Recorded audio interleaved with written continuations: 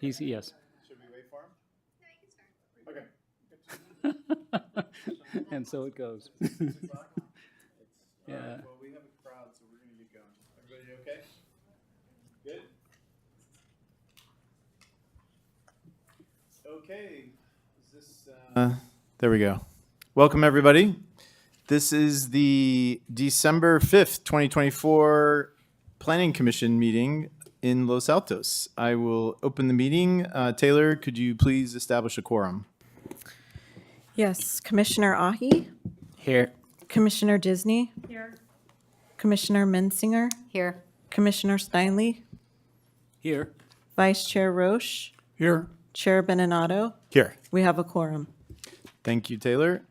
Our first item of business is public comments for items not on the agenda. And just a few notes on that. We can take public comments only from people who are present here in chambers. Anyone who wishes to speak about an item that is included in our published agenda should wait until that item comes up later in the evening. We'd ask that anyone who wants to speak fill out a speaker card, which are on that little table right there, just so tracking the minutes is easier for the staff. And we are not allowed to respond to questions or comments or act on matters that are not on the published agenda. So do we have any public comments tonight? We do have some, but none. They're all on the agenda items. All on the agenda? None Okay. for the non-agenda. Anyone who wants to speak on something not on the agenda? Okay, I will close the public comments for items not on the agenda. Let's move on to the consent calendar.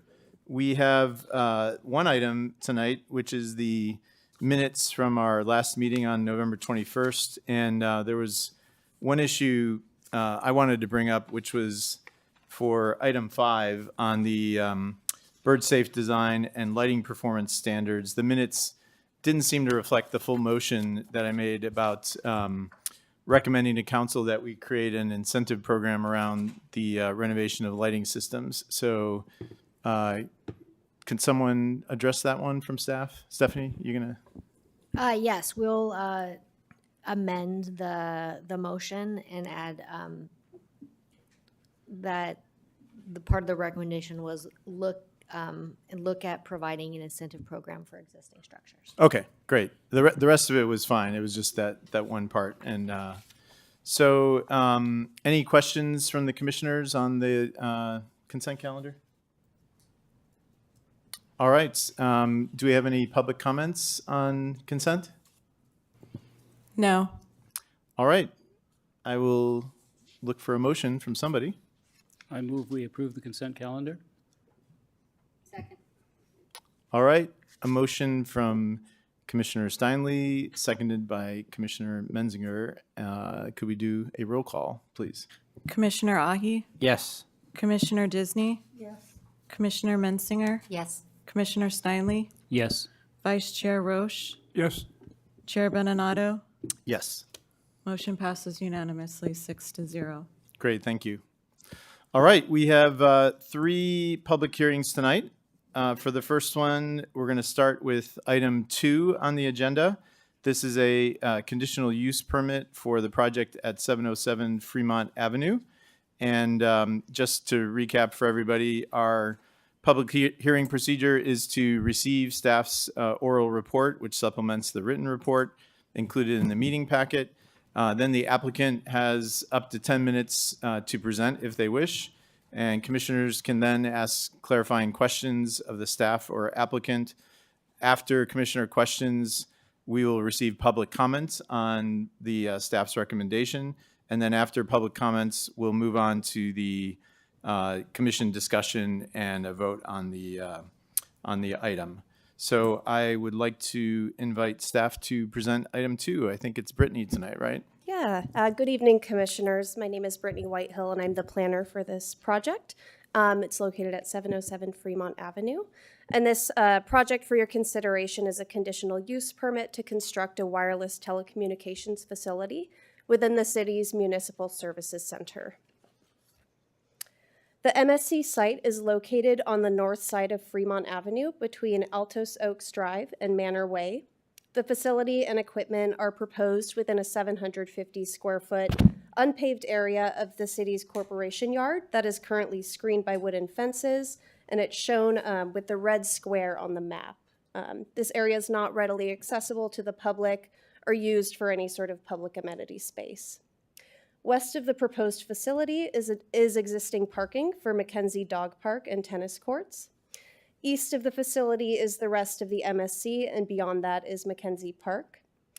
North of the MSC are commercial properties, primarily office and medical uses, that front onto Altos Oaks Drive. And southeast of the MSC are single-family homes that front onto Manor Way. On August 8th, the city received an application from AT&T for a conditional use permit to construct an 80-foot tall monopole wireless telecommunications facility designed to look like a conifer tree, and it's referred to as a monopine.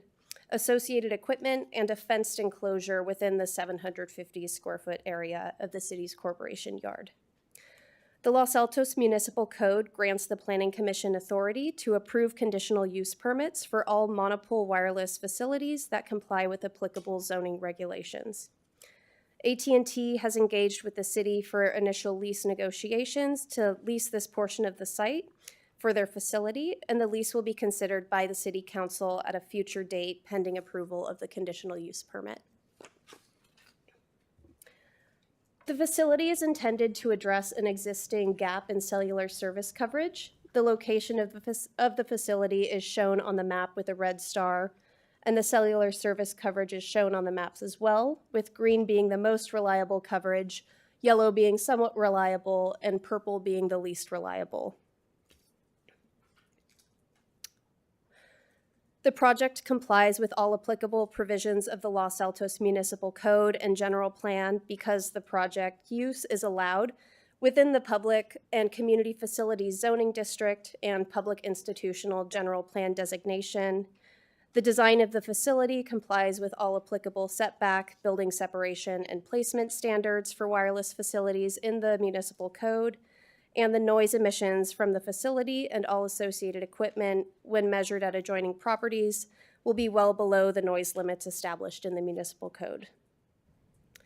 Radio frequency, or RF emissions from wireless telecommunications facilities are regulated by the Federal Communications Commission, or the FCC.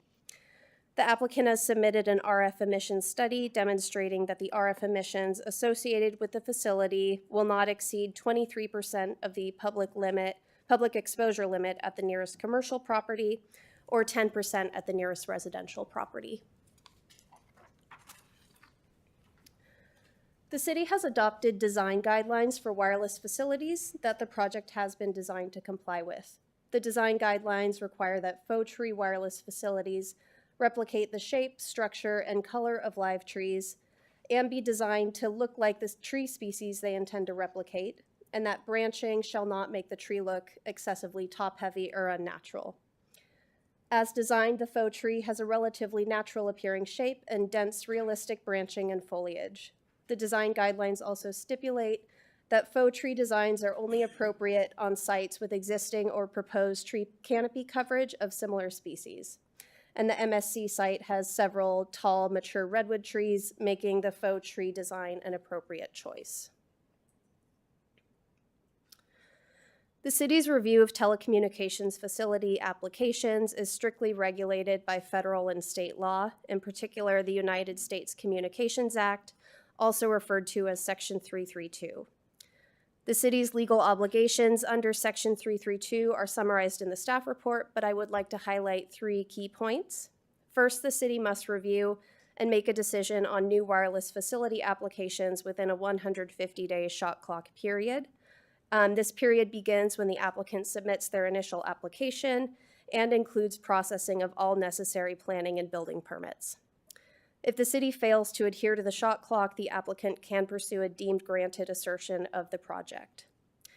Second, Section 332 establishes that cities cannot prohibit or effectively prohibit wireless facilities, and effectively prohibit can generally mean applying standards that limits a carrier's ability to provide cellular service. Lastly, cities cannot deny wireless applications based on concerns with RF emissions if the facility complies with the RF standards established by the FCC. The project is exempt from environmental review under Section 15303, new construction or conversion of small structures of the CEQA guidelines because the combined floor area of the facility and equipment is less than 2,500 square feet. The project does not involve use of significant amounts of hazardous materials, and the site is zoned for the proposed use, is served by all necessary public services, and the surrounding area is not environmentally sensitive. Staff finds that the project complies with all applicable provisions of the Los Altos Municipal Code, General Plan, and Design Guidelines and Standards for Wireless Facilities. Additionally, the project complies with RF emission standards established by the FCC. Therefore, staff recommends that the Planning Commission adopt a resolution approving the conditional use permit based on the attached findings and conditions. The formal recommendation language is shown on the screen, and I am available to answer any questions. The applicant team, including Eric Lentz and Bill Hamill, who prepared the sound and RF studies, are also present. Thank you. Great. Thank you, Brittany. Would the applicant like to comment at all? We'll give up to 10 minutes, I believe, right? That podium raises also, I think there's a button somewhere. Does someone from staff know where it is? I lean over. It's fine. Oh, okay. Unless somebody.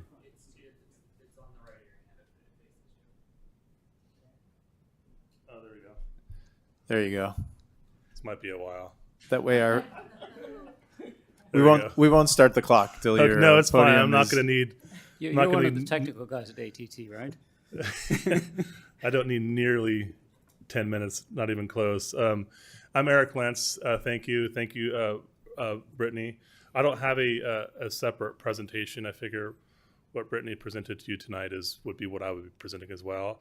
I'll just add a couple of things. This is an AT&T proposed facility. AT&T is also provides FirstNet, which is a nationwide first responder network, which the county of Santa Clara first responders are subscribers of. So this helps in those cases as well. If you have any questions regarding design, site location, why we chose this site, I can answer those questions. Any specific questions you have regarding an RF report or the noise study, Bill Hammett is here. He prepared those reports, so that would be questions that we can punt off to him. But I'm going to have a seat, and I would just open for any questions you may have. Great. Thank you. Thank you. Let's move on to commissioner questions of staff and applicant. Does anyone have any questions? None over here? Anybody on this side? I do. Okay. I have a question for staff. I just want to make sure there is a walkway.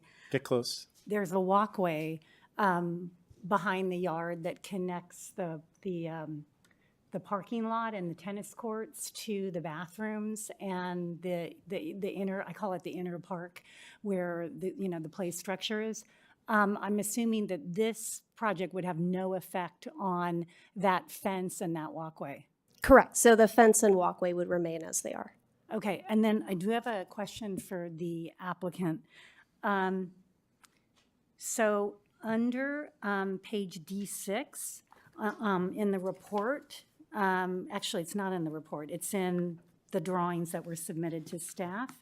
On page D6, it shows an LED motion series light. And I just wanted to confirm that is a light that would only come on at night and when there's motion. Is that correct? You're probably referring to a tech light on the ground level. Is that, It says a LED motion series. I don't know where it is. It looks like it's no, it doesn't look like it sits on the and ground. which page were you referring? You said D6. D6. Yeah, so that's a light with, so AT&T you call it a compound. It's a fenced area within a fenced area. So there's an equipment shelter there. So that would be like a service light for a tech that has to come in at night, and it'll be motion for just when you enter that area. Okay, so should we assume then there will be no lights on if there isn't anyone there? Correct. There won't be any lights on.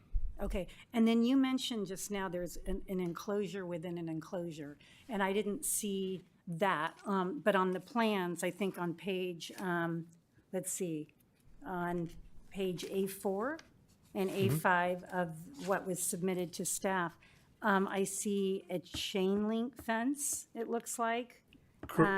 So I guess my question, is there any solid fencing around the equipment that makes sound? So to answer the question, so there's a fence to the maintenance yard that is solid, that borders the trail and the parking lot, and then within the maintenance yard there's a chain link fence, and and you're talking about the generator inside that would make sound. So there's a generator within the fenced area that AT&T would be leasing. And that would be behind the chain link? Behind the fence? chain link, correct. I'm just curious if the applicant is wedded to a chain link fence, or is there any flexibility around something that is more solid that would do more to attenuate the HVAC and the generator? Yeah, when we walked the site with the maintenance yard folks, there was an issue with, we didn't want to, if we created a solid wall, then you kind of create these small spaces between AT&T's area and then the outside fence. So we're trying to prevent creating little nooks and crannies that couldn't be monitored, for lack of a better term. The generator itself only runs about once a week for a few minutes just to test. And then if there was like obviously an emergency where power's out everywhere, it would run during that course of time. So it doesn't run very often. Might be more of a question for Bill since he prepared the noise study, but where the HVAC units are and the generator, without having a solid wall, the noise meets the city's sound ordinance. So Yeah, and I read that, and I saw that it meets the sound ordinance. But I did visit a monopole on Giffen today, which has a solid fence around their equipment. And just in comparing that to what's being proposed, it seems like a solid would be a better way to attenuate noise. And so I'm just trying to find out if there's any movement or willingness to replace the proposed chain link with something that's a little more solid. Yeah, when there the two parts to it were, one, when we met with city staff, that the chain link fence is what we talked about doing, and the second part is we felt that wouldn't be necessary since we're well under the noise standards for the city. Okay. If we, I don't know the specific site you referenced, but every location is a little bit different. To get closer to noise sensitive areas, there might be a case where we would put like a slumpstone wall or something like that. But in this case, we talked about just doing a chain link fence. Okay, all right, thank you for that. Is that it? Yeah, that is it, thank you. All right. Other questions from commissioners? No? Okay. Let's open the public portion of the matter so that we can receive public comments. I haven't received any cards. I don't know. Are there speakers or? We have one, Shen Li. Okay, great.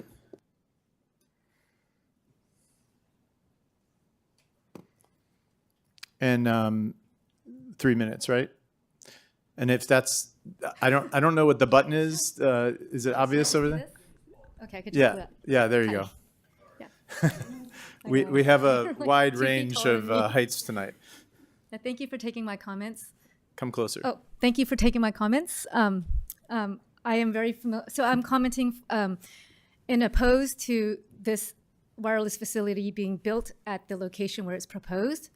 I live directly across from this proposal, and in the past year, you guys have built a dog park and converted the tennis courts to pickleball courts. So I hear dogs barking as early as 6 a.m., and I hear my neighbors and I hear dogs barking as early as 6 a.m., and then we hear people playing pickleball and grunting as late as 11 p.m. And I also have a light that shines directly into my house now at all times. So, and same with my neighbors on both sides. So we are across Foothill Expressway, and we're like exactly directly across the street from where this proposal is going to be. So I am familiar with FirstNet and AT&T. I am a first responder, so we use your services out in the field all the time. So I thank you for that.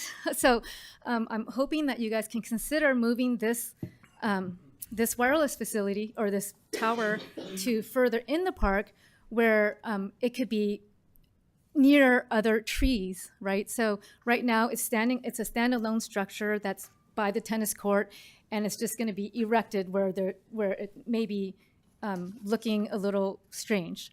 But if you put it a little bit further by the bathroom where there's like a bunch of trees, it will blend right in.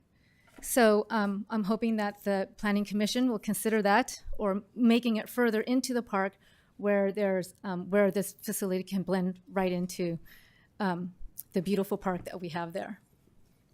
Thank you. Before you go, I was just curious, you don't have to give your address, but what street are you on? Because I was trying to figure out where Okay, the issue was. So I'm at 1320 Country Club Drive.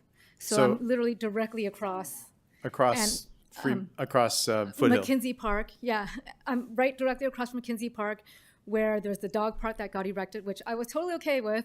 Totally okay with them, you guys, making this a pickleball court. But now I hear everything, and I hear people grunting all times of the day playing pickleball, even though there's this shield. I don't know Understood. if AT&T could also like maybe erect some more trees on this Foothill Expressway path. Okay. That way we wouldn't be able to hear the sounds and noise. I just wanted to know your address because Yeah. I wasn't sure if you're on the side or over by the medical offices or somewhere else. Yeah, so thank you. No, yeah, okay, Is that on the other side of Foothill Expressway? yes. Yes. So we can Yeah. hear balls going back and forth all the time. All right. Okay. Thank you. Thank you.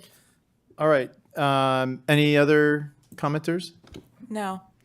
Okay, then let's close the public hearing and move on to our discussion. Is there anybody who'd like to start us off? I need to request that if there's any ex parte communication of the commission, that you disclose that prior to any discussion that starts. So has anybody discussed with AT&T or anything that would influence the decision of a commissioner this evening?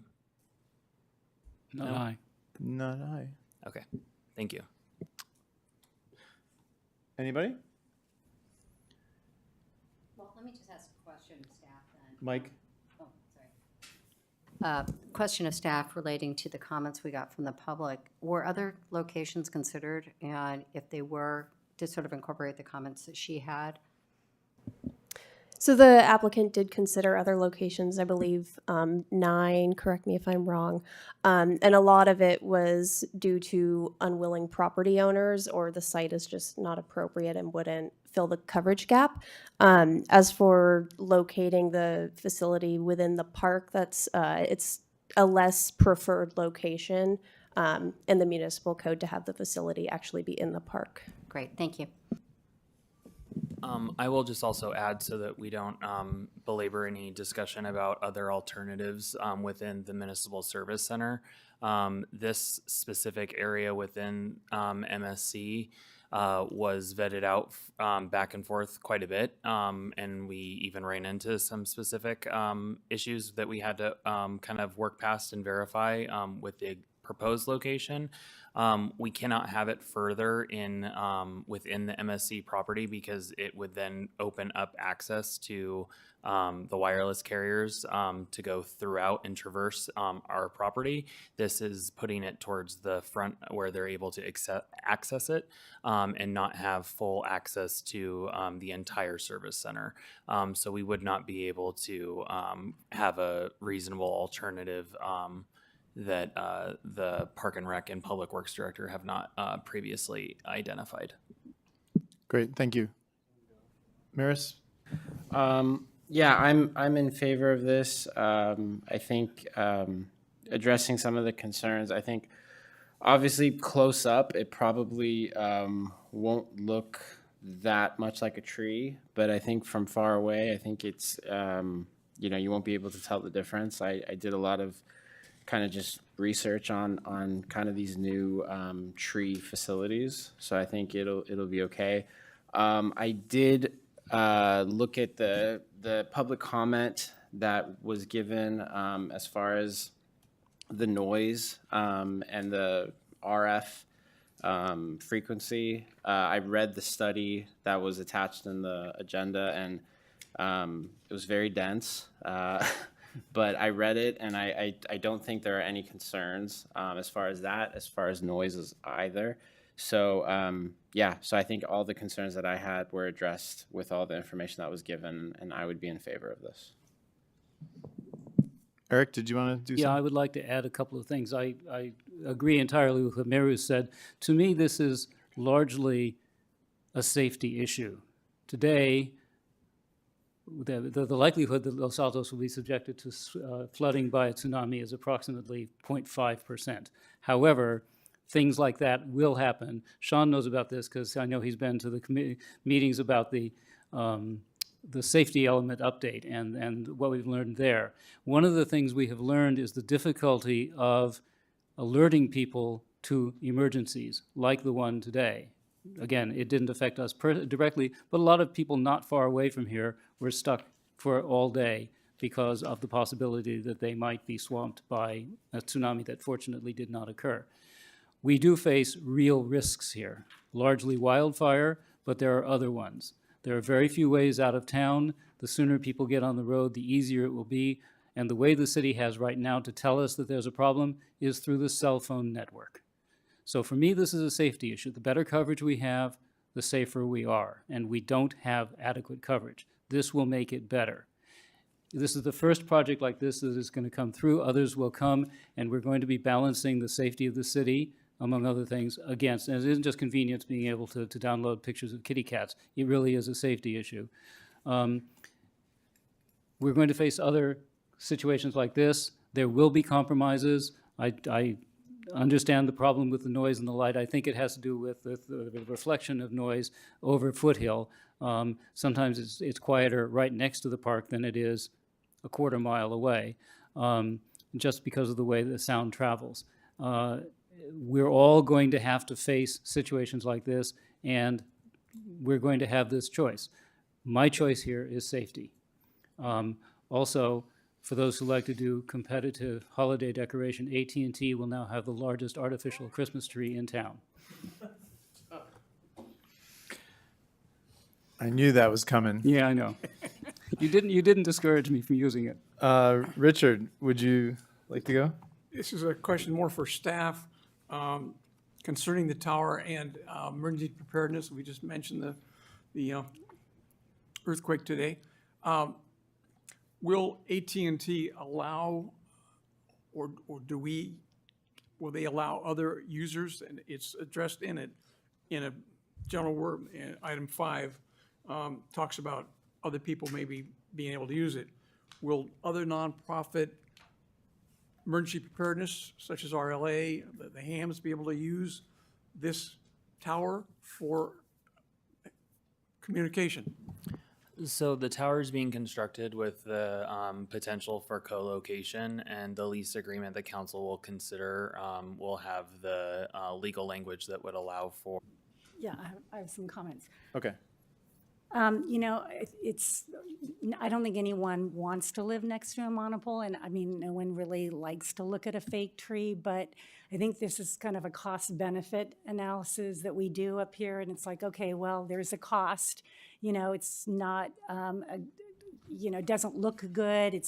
There's, some radiation effects and different things, but then there's this benefit with the coverage, and as some of the other commissioners said, it's a safety issue to have better coverage. And I mean, more and more of us are getting rid of our landlines. I mean, probably most people in the room don't have a landline anymore. So we need good coverage, and we need the kind of safety infrastructure that we all expect. So I looked at this project and I thought, well, there's a coverage gap, and I could easily be convinced that this is probably the best location to achieve coverage for that coverage gap.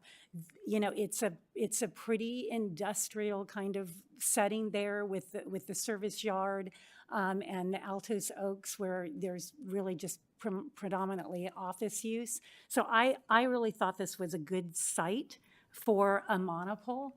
I would like to see that the enclosure be solid. I've said that already, but I just think anything we can do to attenuate the noise is a good thing. I know it meets the sound ratings now, but over time, equipment wears down and, you know, it wears out and it gets louder. And on hot days when you have AC running full blast, I mean, there's going to be noise, and I think people will hear it. So I think anything we can do to attenuate the noise further with a solid fence, I think is a good thing. And then finally, I just wanted to respond to the speaker. I think a lot of the issues that you brought up with the light shining into your yard and the noise and so forth, I think a lot of those issues are unrelated to this application, and I would really like to see you reach out to the city and try to address your concerns, because it's likely that, you know, maybe that light that's shining into your yard doesn't even meet our lighting ordinance, or, you know, maybe that it can be switched out.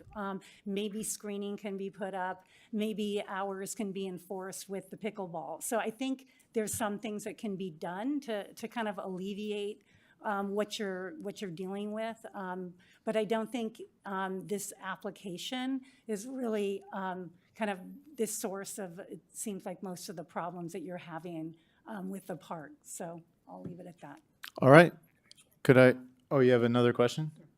Let me follow up on the noise element. Could you clarify, I thought you said that the generator would run once a week to be as a test for 20 minutes or something. Is there is there AC noise during the day, all 24 hours a day?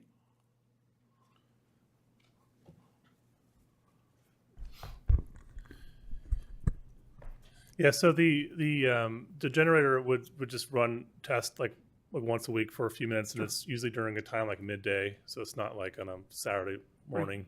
Right. And then the HVAC units on the equipment shelter, it will just run just whenever the thermostat kicks it in to run, just like so on a hot day it would probably run a little more than it would on a day like today. This is the noise like a conventional AC unit in our homes, or? Yeah, it's similar. Okay. I believe staff stated it's compliant with our noise ordinance, so. Got it. Yeah. Thank you. All right, I'll entertain a motion from somebody. Anybody? I'll be happy to make the motion. Please. I'm going to move that we approve the conditional use permit CUP 24-0001 to allow construction of an 80-foot tall wireless communications facility, quote-unquote monopine, and associated equipment, and to find that the project is categorically exempt from environmental review under Section 15303 of the California Environmental Quality Act. Is there a second? Second. Second. Oh, I think Maris gotcha. So motion by Eric, seconded by Maris. I hope you don't mind the informality. Not at all. Taylor, would you like to take a vote? Commissioner Ahi, Yes. Commissioner Disney, Yes. Commissioner Mensinger, Yes. Commissioner Steinle, Yes. Vice Chair Roche, Yes. Chair Benato. Yes. Motion carries unanimously 6-0. All right, thank you. And thank you to AT&T for powering our city. We appreciate it. Every single day of the year. All right, let's move on to item number 3. This is a design review of the project at 420 South San Antonio Road.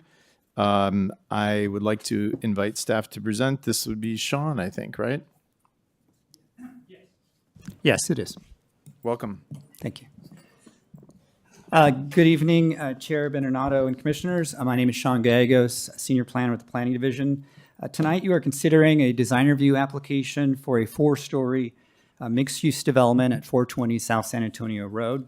The project includes 20 residential units, 1,495 square feet of ground floor office space, commercial, and utilizes a state density bonus with concessions and waivers. Additionally, the commission is requested to recommend that City Council approve a vested tentative map to create 21 condominium lots and 1 common lot. The project is located on the west side of South San Antonio Road between Lyle Street and First Street within the commercial downtown zoning district. The site is currently developed with 2 commercial structures occupied by a personal service establishment and the original Pancake House, a restaurant use.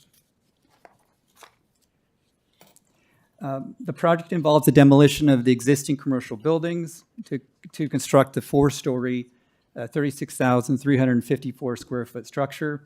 The building will include 20 residential units, the ground floor commercial space, an at-grade parking space for 7 spaces, and a mechanical parking space for 40 parking spaces. Staff does acknowledge in the staff report that we referenced the affordable units were comprised of 1 2-bedroom unit and 2 1-bedroom units. This is incorrect. This project includes 1 affordable 2-bedroom moderate income unit, 1 affordable 1-bedroom very low income unit, and 1 moderate income studio unit. The site circulation is designed with pedestrian access along San Antonio Road. It includes 2 points of access directly into the commercial spaces and 1 access along San Antonio Road into the residential access area at the front of the building. In addition, there is a secondary residential access along San Antonio Road. This is shown on the screen on the left side is the ground floor. Vehicular access is provided along the alley at the rear of the site. The project, again, includes 7 at-grade parking spaces on the left side of the ground floor. That does include 2 dedicated ADA parking spaces.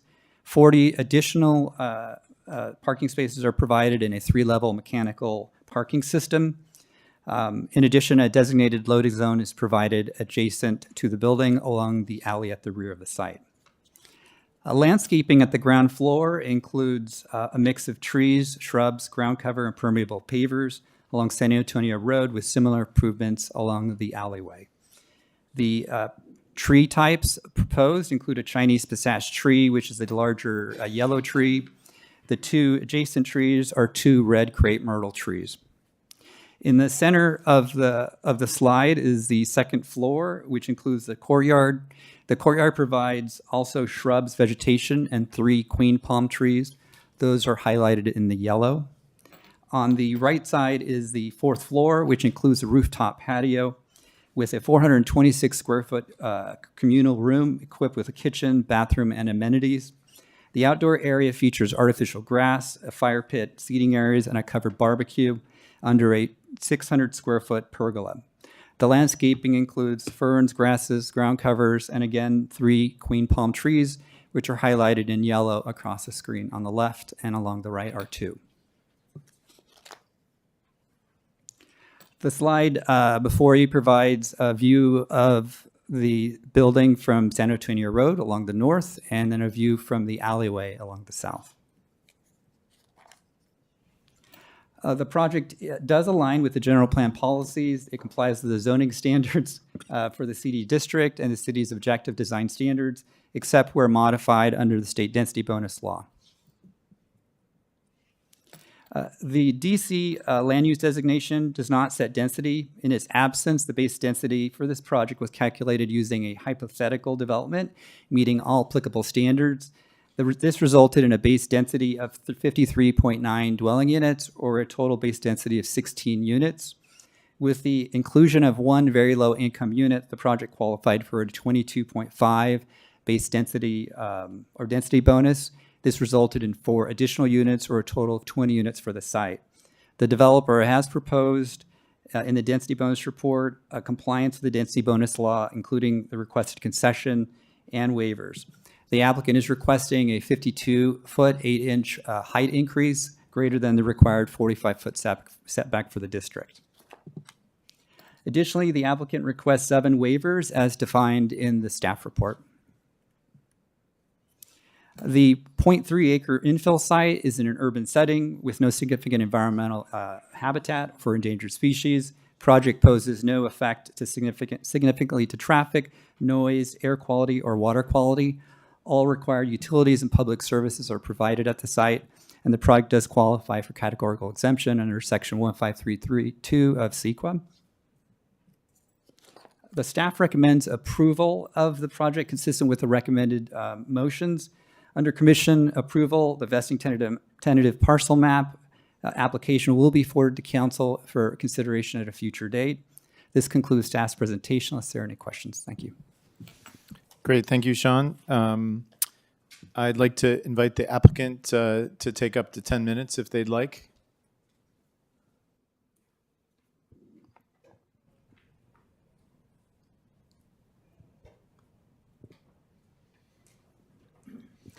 You don't need to take the full 10 minutes, but you're welcome to take the full 10 minutes. I think I'm going to make it please because I don't think I need to. But I'd like to start off by saying good evening to the commission and let you know that it's been a long road. We're glad to be here tonight. We think we're bringing a very beautiful project to the city. I just want to remind the commission that we were here just under 4 years ago for a study session. And we worked hard with staff on all the disciplines and all the aspects that the city looks for. And we've taken to heart what the study session imbibed in our work. And we think it's a great project. We brought a sample materials board with the real materials for you to see. We're excited that they're really quality. There's no synthetics involved, and there are some very nice materials. I'd like to remind the commission that during the study session, it was said, please be inspired by the Sereno building and the Packard building. And we took that to heart, and you can see in our selections that that's the case. So I'm here to be brief, answer any questions, but prepared to get into it with any issues that anybody might bring up. So Great. Thank you, sir. Let's move on to commissioner questions. You might want to stay in the front row in case they have questions. We found if you get more steps in, I realize, but would anyone like to start us off? Maris? Yeah. This is actually, yeah, this is for staff, and then I have one for the applicant. For staff, though, the alleyway, has there been, because I went back and watched our last meeting, which was 3.5 years ago. Has staff basically looked at that alleyway since then, or has the Complete Streets Commission looked at that alleyway? Has there been anything regarding, because I know it was a topic of discussion at that meeting, so I wasn't sure if there's been any analysis on that. So in the traffic analysis that was completed for the project, an ingress-egress analysis was completed, and it did not find impacts in regards to entering or exiting the site, either leaving to the east or leaving to the west through 467 First Street. And that is incorporated in the staff report. The proposed right-of-way or existing right-of-way is 16 feet. The applicant is providing an easement of an additional 2 feet, which would be additional 18 feet. The expectation as other developments occur on that alleyway, then each property will dedicate or provide easements for an additional 2 feet to provide an overall width of 20 feet. Staff did look at the overall width of the site, and it is the alleyway paved is approximately 20 feet minimum. Okay, and then for potential signage or striping of that alleyway, if you know, because now that we have more projects along that alleyway, is that going to be something we need to kind of talk, you know, basically coordinate with staff? That's not something that the applicant is going to be responsible for signage on that alleyway, because it's not, basically the city owns that alleyway, correct? The city is responsible for the alleyway. In regards to signage, what type of signage are you referencing? Just with all these new projects, I think that the topic of discussion at the last meeting was that there might need to be some more signage for basically loading and for basically traffic, basically just more, much more clear. Yeah. If I'm correct, most signage, if there's a necessity for signage in regards to improving visibility on that alleyway, it'll be proposed through the engineering division typically. Okay. So, okay, so once it goes through them, then they might. If they find believe some- it's yeah. necessary to maintain safety on the alleyway, then they would recommend that and Got it. incorporate that into future improvements for the Yeah. alleyway. Okay. And then the other question I had for the applicant, because at the last meeting, there was this topic of this building being the first part of a kind of half of a donut that was going to be the bank building. So what is the status of that? I don't want to talk about a building that's not there, but I just wanted to know what's the progress on that bank building. So absolutely no progress. The only thing that I could report is that when this was conceived, we did so with the idea that somebody in the future would want to develop that site and to be sensitive to that. Okay, so it's the same idea that site might be developed one day. Yeah, I think the reality, given the way the world's going, is it likely will happen at some point. I can't tell you when. Okay, but the applicant isn't planning anything. Not that I know Okay, of. got it. Just wanted to confirm. Which bank are you referring to? First Republic. Yeah, okay. Because I remember that being a discussion point. Okay, thank you. Great. Sean, if I could just follow up on the point about the alleyway. So there was some concerns from the public around, delivery trucks from the hardware store blocking people from leaving. So you don't feel that that's going to be an issue based on the width and the current setup that is proposed? No, I mean, the only way that would be problematic is if it was a one-way alleyway, but it's a two-way alleyway. You can either exit onto San Antonio through 467 First Street. It is a public access easement through the property for vehicles, pedestrians, and bicycles. And so if there was potentially a blockage, they can turn left, exit onto San Antonio Road. In speaking with the hardware store, they do have deliveries at 7 a.m. typically on Mondays and Thursdays. And so it's typically an hour in length or less. And they usually have someone there at the truck in case there is a problem, they can direct the person. Okay. I mean, I suppose if somebody parked in the middle of the alley, there might be a problem, but that's probably not something we'd want them to be doing anyway. So, in speaking with the engineering division, we're not aware of any potential issues with the alleyway. No complaints regarding alleyways being blocked over time, so we're not aware of any potential constraints there. okay, thank you. I just wanted to follow up. Other commissioner questions on this side? I've got, Okay. I was Yep. going right first. Anybody? Okay. Go ahead. okay.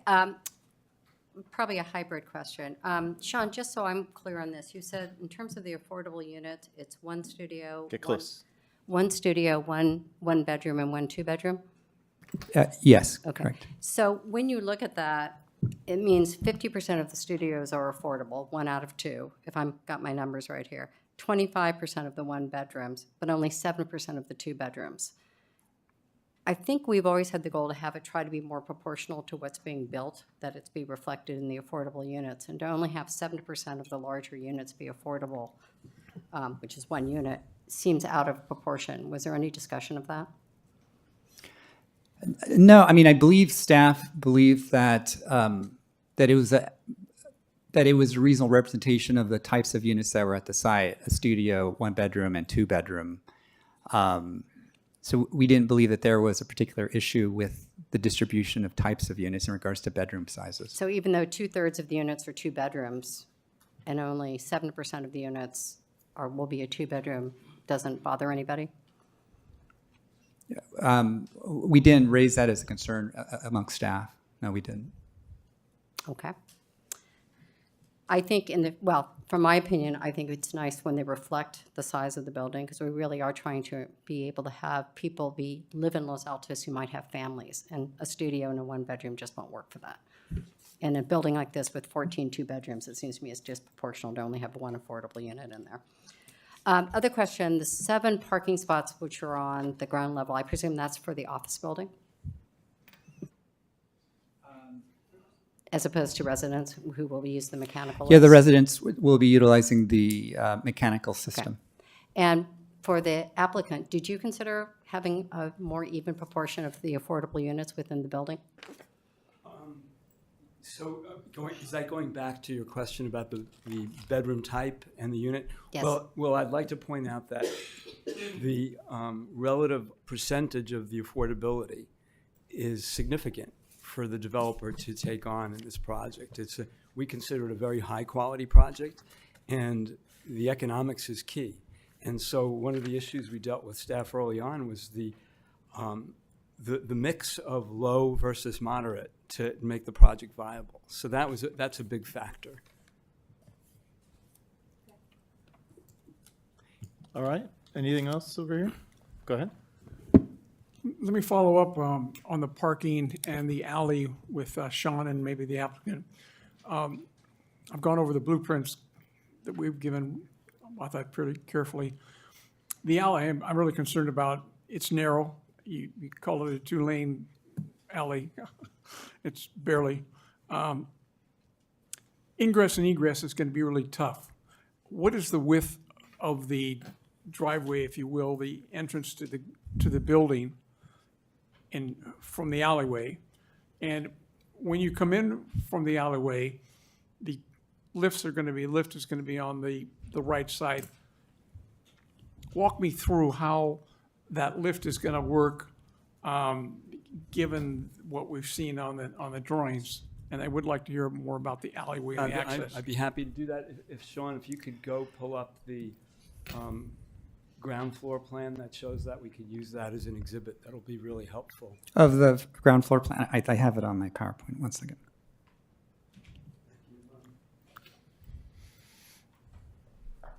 Your question was the width of the opening to the building? Yes. Okay.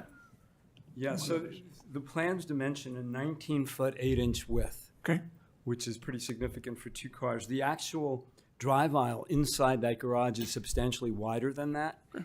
And the way the puzzle lift system works is that there's only one space in the lift system that is allocated to receive or take on a vehicle. It's not like a user would go to any one of those spaces on the ground floor plan. They would go to a select space. They enter the puzzle lift, and the puzzle takes their car away. Then they enter their code when they want to retrieve it, and their vehicle is delivered back to that spot in the garage. Okay. So it's not like across the whole width of the puzzle lift you have interface with active users. So it's just at one location along that lift. Okay. And then the lift comes down to the ground. Right. And the applicant gets in that slot, opens the door and drives away. Gates automatically open, you drive your car in, you leave, and your car is taken away. Okay. And then when you're ready to take your car back, you enter your code, and your car is brought back to that same spot in the Rubik's Cube, if you will, and you retrieve your car at that point. All right, sounds good. And the bicycles go in the same entrance?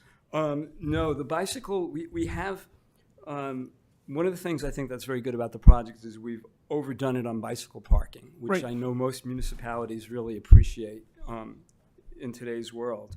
And so there's access to the bicycle storage through from the alley down the service corridor, which is, serves the trash room, a stairwell, storage rooms, a restroom, but then there's significant bicycle storage. That's to the left of the entrance to the garage? Yes, that's correct. Okay. While I've got everybody's attention on this level of the plan, I'd like everybody to look at the fact that there's greater enhancements beyond what the city's requiring to the alley width. We have a loading area, we've got planter space, the building retreats from the minimum requirement at that level. Okay. And each unit is allocated one parking space? It's conceivable, depending on management and how that is handled, there's more than enough to allocate more than one car. Well, you've got 20 parking places. The lift system has 40. 40, okay. Yeah. All right. Yeah, it's quite good. Thank you. And while we have this image up here, where would like UPS deliveries be done? In the back alley right along the corridor there? That would be good for an Amazon delivery truck or a normal UPS truck. I couldn't speak. I don't know for certain whether they'd actually use Lyle Street because it's very close to that, or actually pull in the alley. There is an advantage that they can actually drive into the alley and out the alley through the Sereno building easement. Okay. All right. I have a few questions for Sean, maybe. So there are 3 trees along San Antonio Road on the corner there, and there's 6 along Lyle. And it wasn't clear on the plans if those 9 trees were going to be preserved or taken out. Could you comment on those? So the project site itself has no trees on the site, and so no trees are being removed out beyond the boundaries of the property. So those are city trees? Yes, and within the conditions of approval, I think it's condition 66, we have a condition to add additional trees along the street frontage. Okay, great. Yeah, and I hope we can protect those because they're medium sized. I would say the more we can save, the better. And then there in the back there are 3 utility poles that I saw when I went out. Are those going to be undergrounded? Because they kind of were in the right of way, depending on how far back the building ends up being sited. And I saw on one of those diagrams it said temporary, but I saw 3 poles. Yeah, I don't know if you could see it on the screen before you. So, so in the back and along the alleyway, there are 3 poles. The one pole immediately in front of the building will be removed. The utilities will be undergrounded to the yellow pole adjacent to the corner. The pole that is highlighted in red is a temporary pole that's being utilized for 450 First Street. 450 First Street will be adding an underground transformer near the entrance of the alleyway, and that pole will be removed, and then it'll be undergrounded. So it'll be 2 poles left, or 1 pole removed, and there'll be 1 remaining pole after construction. And now wouldn't be a good time to clean that whole thing up and get rid of all the poles? Is that something we can do or no? The recommendation from the engineering division was is to underground the utilities to that first pole in order to have a relationship, and that was the recommendation for staff too. Okay. Boy, it really seems like now's the time because there were other poles that were undergrounded near there. Would we ever consider that? I think there's a lot of complexity to that. That single pole has 3 or 4 major multifamily developments that connect directly to that pole. Okay. So it may require a much more significant investment by PG&E and the developer in regards to the transformer size. The transformer that's being added for 450, in speaking with them, may not have the capacity to accommodate the expansion of the additional buildings. So they would have to add additional transformers for this single kind of undergrounding. All right. And then a question for the applicant. I didn't see any solar panels. Is there any thought of solar for this project? My understanding is that there needs to be, and there will be.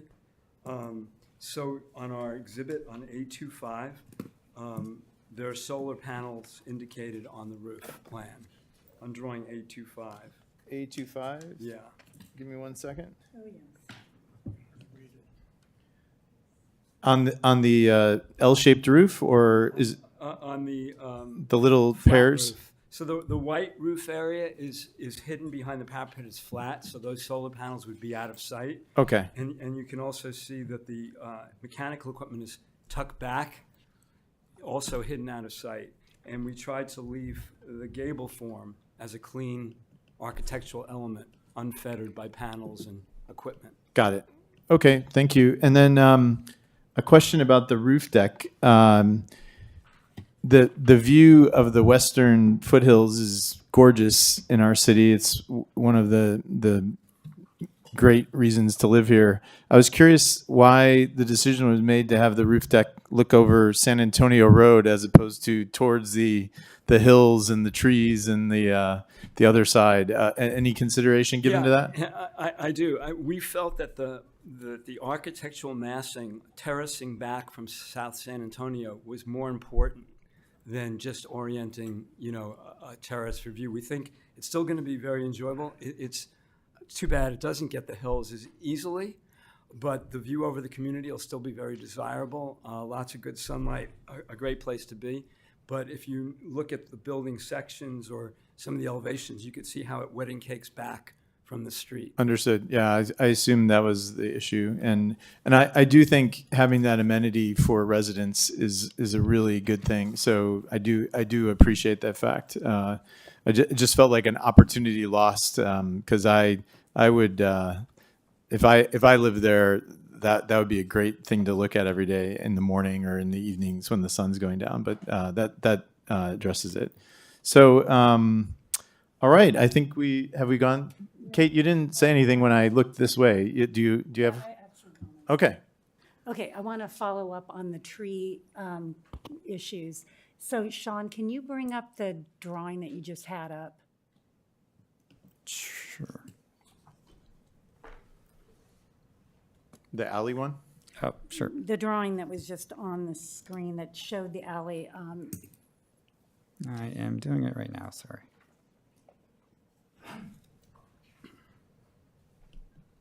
Can you see that? Yes. Sorry. Okay, so could you zoom in like you did, but zoom into the section along San Antonio Road? Okay, so I was a little confused because from this drawing, it looks like the property line includes the sidewalk. A portion of the property is being dedicated to the city in order to incorporate that sidewalk. So part of that property will be dedicated. This is showing the full property without the full dedication. Okay, and, all right, so that is the correct property line, and it's a dedication to So- the city, yeah. So if you look closer, there is a green line. So this portion of the property, so that's going to be the property line, and the portion between the green and the black will be dedication. Okay, now, stay, if you could, there for a second, and maybe move a little closer to the corner. Okay, so right in the corner, there are 3 Chinese pistache trees, which Joe was referring to, and I think you said they wouldn't be removed. Correct, because the application is for this particular subject site. It doesn't include improvements on areas outside the boundaries of the property. Okay, but the new Chinese pistache that is being proposed on drawing L1 looks like it's only going to be, a mere 5 feet from the existing Chinese pistache. And so I had a really hard time with that landscape plan because based on where the proposed tree is, it looks like I couldn't tell if that's really where they're going to put it or if they're going to try to take the other tree out to make room for the new one. So if you look at the landscape plan, right, you have it, I think, highlighted in yellow there. Isn't that Chinese pistache that's being proposed, I don't know, mere feet from the existing tree? No, it's not. It's, again, if you look closer at the site, this is the boundary line of the adjacent building, and the adjacent trees are further along San Antonio to the left. Okay, so zoom in on the yellow if you wouldn't mind, the top. So that's the Chinese pistache, right? Correct, And yes. so if you go to A11 and you put a little dot in that same location, it's like it's in the canopy of the existing tree. So yeah, if you zoom in there, Yeah, I understand. I believe you're correct. Yeah, that one tree is proposed off-site. And that's not permissible because it's off-site, unless we do have conditions of approval in regards to street tree improvements along the San Antonio right-of-way. Okay, so that brings up my next point. So first of all, let me Which is that portion of the property, I believe, is in the right-of-way also. right. So I'm just going to be blunt. That Chinese pistache, I love Chinese pistache. I think it's a great tree, but it can't be put there because you'd have to take out the other tree. So I don't know really what's being proposed in terms of Category 2 type trees. The other question I have for staff is one of the conditions is that the applicant work with the city to improve the sidewalk and add tree wells and street trees and so forth. And so can you kind of explain how that works with the existing landscape plan? I mean, is it feasible? What are we looking at for street trees? Well, so can I speak to that? Sure. Okay, so if you notice the frontage between the edge of the sidewalk outside the dedication area on the site, we've prepared trees consistent with the trees going along South San Antonio as they march down in front of the Sereno building site. I'm not seeing that. Well, it's not reflected on this drawing, but you can, if you look on the landscape plan, there are trees being called out at intervals along that facade. Is that L-1.0? They're the red crepe myrtle trees. Okay, so I'm gonna be blunt here. Questions. Yeah, I'm gonna preface the question by saying the crepe myrtle is an accent tree. They only get like 10 to 15 feet high. They don't really provide canopy over the street. And so I'm just saying that I guess my question for you is there any way that we can get real street trees that are going to provide canopy over the street? Because the Chinese pistache that you've proposed interferes with the existing one, and the crepe myrtles are really very much small trees that are not going to provide significant canopy. So that's why I'm asking the question, like, how does this interface with that condition that says the applicant works with the city to develop street trees and wells? Because I'm not, to me, what the city wants and what the applicant wants, that has to be a coordinated effort. It can't be like an afterthought, because my fear is if we approve this and we go forward with this landscaping plan, we're not going to get any street trees that are similar to what we already have on San Antonio, which are the Chinese pistache. But as we had spoken about today, it's not solely the planning division and engineering division. Also, it requires incorporation of the fire department's input, because fire ladder access in itself may limit heights of trees. Fire ladder access along San Antonio Road will be very important for this building.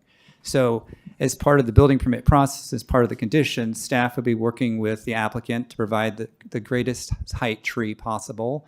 But we would require input from the fire department, and that would be a back and forth process with fire to make sure that we get the larger size trees available. But potentially having a tree of a height that you're discussing may not be viable with fire ladder access constraints along the frontage. There's a couple of other points that I think we're totally amenable to working with the city in terms of the species of trees that are most appropriate. We had, during this process, we received commentary to adjust our landscaping plans to include different species, and we responded to that. As far as the new Chinese pistache, what we endeavored to do is improve an area off the site that's a new triangle, like a pedestrian area, that enhances the corner where the 3 pistache trees are. And I think if we look closely at the spacing of those existing trees and the actual layout of our planter, we can achieve enough separation to make an additional tree there meaningful.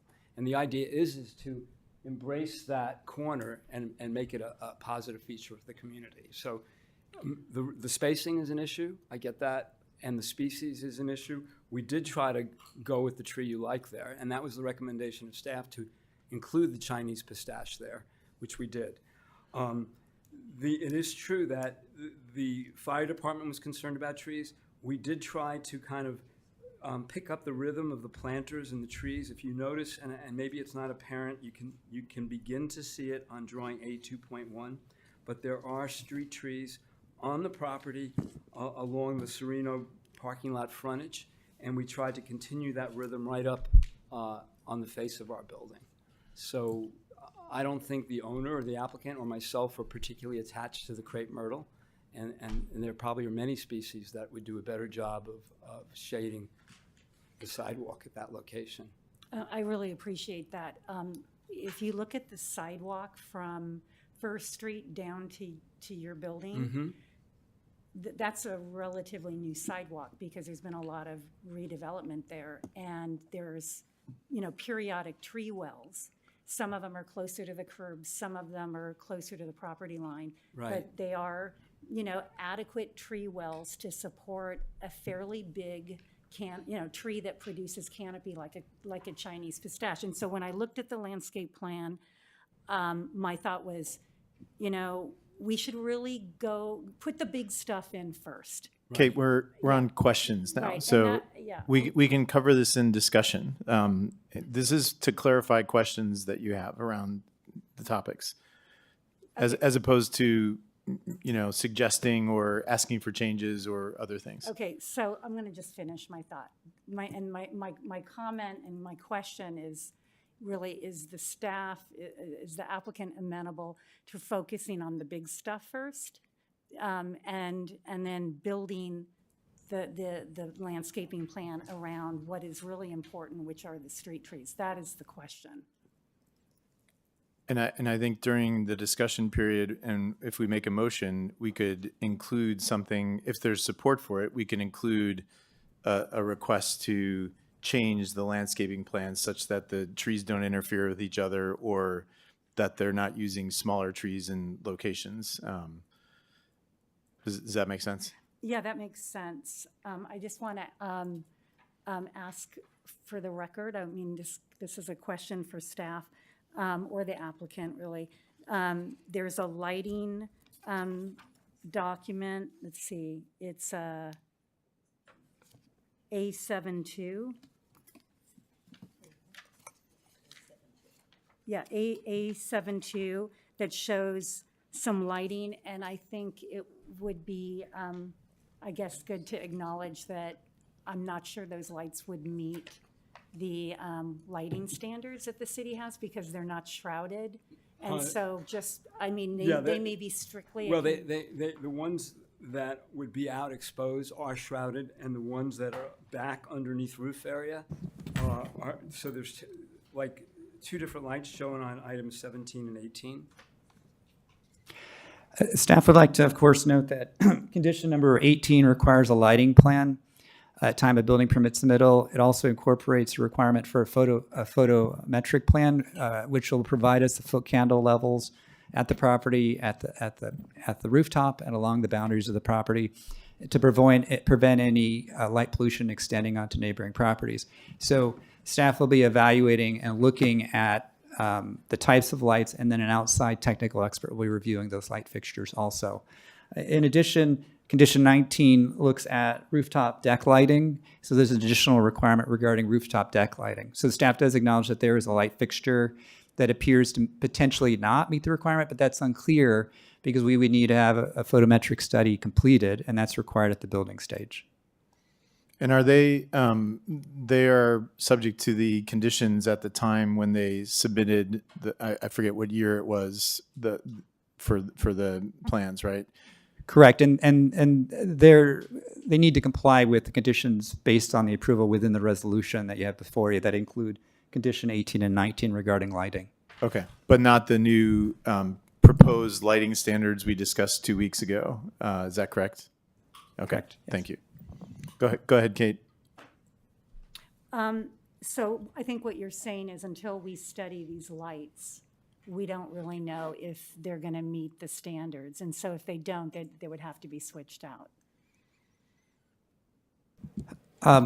What we say at times, of course, is that through the build phase, as the applicant's kind of pricing things and choosing selections, sometimes there may be changes to lighting. And so we build into the resolution a series of conditions that will allow us to evaluate it. So when they come forward, we will require the photometric study and the light study that will determine whether any of the light fixtures potentially provide any pollution to neighboring properties. And then if they do, then they will need to correct the lighting fixtures at that point. Okay. Commissioner, I would add that it's our understanding we're going to have to comply with lighting standards. We put those fixtures forward seriously thinking that we could make them comply, but it's our understanding that per the conditions of approval, we're going to have to prove it Okay. up with a photometric study. Okay, thank you. Typically, can a light comply if it's not shrouded? I can't speak to that. I'm not a technical expert in regards to analyzing foot candles at property lines, potentially, but that'll come forward and be clear in a study at the building permit stage. Okay, all right, thank And you. and those rules don't exist yet.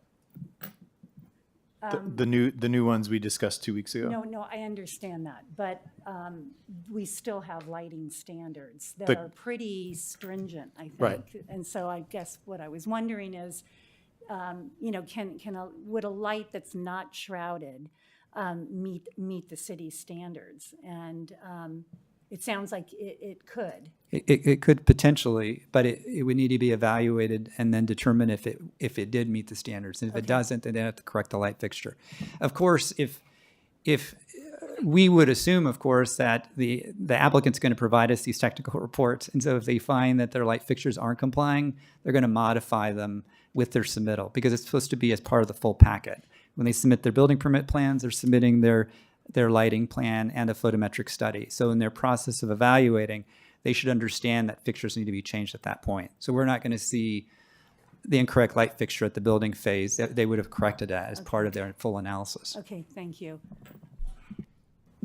I was hoping to clarify one other point for the commission. On drawing A1.2, we prepared a Google Earth map that shows the proposed project inserted into the site. And the frontage along the Sereno property is extensive, and the lower portion has tree wells that are actually in the right-of-way, in the sidewalk. And then once you get past that, as you move north, we endeavored to kind of repeat the pattern of the tree wells that are occurring on the west side of the sidewalk on property. And we maintain that tree well size right onto the frontage that we're proposing to you tonight. And as far, again, just reiterating that we're happy to discuss species there. Great, thank you. Are you done? I have one other really quick question. Does the garage have any kind of forced venting to circulate the air, or is it just passive? No, it will be mechanically ventilated equipment because of the lack of openings on the perimeter of the garage. So the building code requires mechanical ventilation for fresh air intake and exhaust, but that will only go up to the roof. Okay, thank you. All right. That's it, yeah. Okay, Richard? One question on the height in the fire department. We recently discussed a property on El Camino and Jordan where there was a setback issue that had to be increased because of the height of the building and the fire department. Has the fire department taken a look at this, and do they have adequate height for their ladders? Currently, yes, based on the trees that are proposed. Thank you. Susan? Yeah, just one quick question. I applaud all the bicycle parking. Are there facilities there for e-charging for the bikes? Oh, yeah, of course. Okay. Is it like 1-for-1 on the? Typically not. On most of our multifamily projects, you don't see that percentage. Okay. But a good percentage, 20% typically. All right, are there further questions clarifying one way or the other? None over here? No? Okay, then we will thank you. We'll open the public portion so we can receive public comment. Are there any comments? Yes. How many? 2. 2? Okay, 3 minutes each, please. Eli Robles.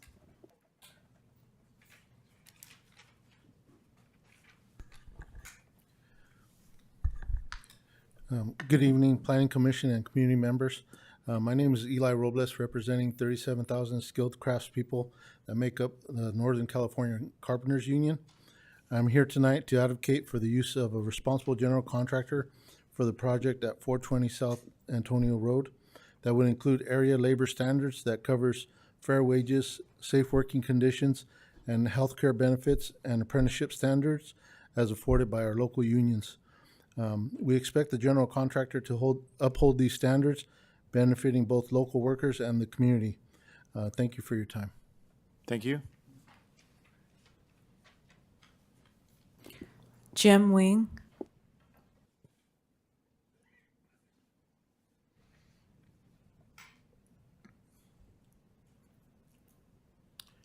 I'm Jim Wing, live on Milverton Road.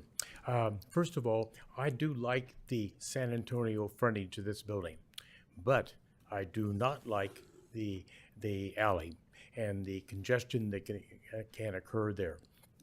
Now, first of all, it really is a one-way alley. Because this alley is not straight, it makes a curve as it goes into the private property, and even cars have torn up and blackened the curb trying to make that. So therefore, it's a one-way once you go to try to get to San Antonio. Also to the, there was no comments about, there were comments about the truck. This is a delivery truck for Los Altos Hardware. But Los Altos Hardware also has at least 20 cars a day that do heavy item pickups back there. Now, when the trucks are there, you can't get out of this building. When the people are picking up, you can't get out of the building because the alley is blocked. And typically for the pickups, they're about 5 minutes or so. But they are frequent and they do happen. And so it is blocked quite a bit of the time.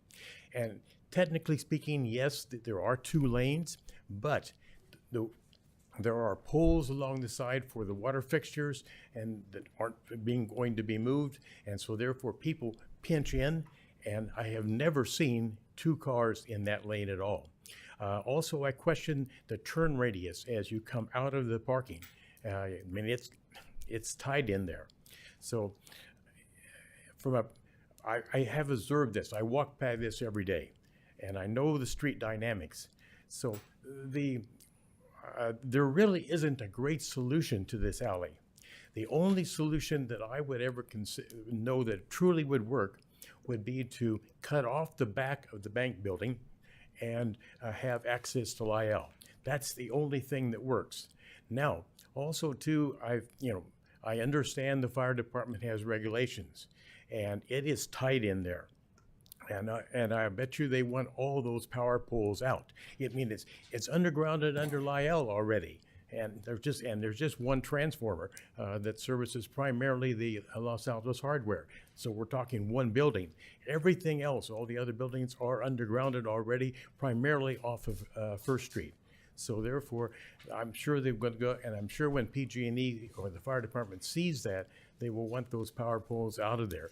And it really, I don't know that they would approve this in terms of their access to the alley for, a 4-story building. I mean, they've got to get a big truck in there, and that will be a challenge. So I think a lot hinges on the fire department report. Thank you. Thank you. All right. Any others? No? No.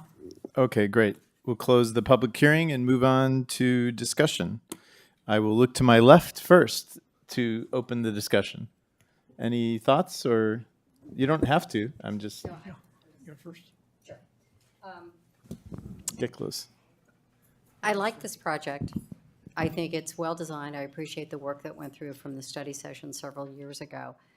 I am very disappointed with the allocation of the affordable units. I just don't think that's what it should be, and I understand the trade-off with the economics, but it's disappointing that there are not two-bedroom units available for affordable housing.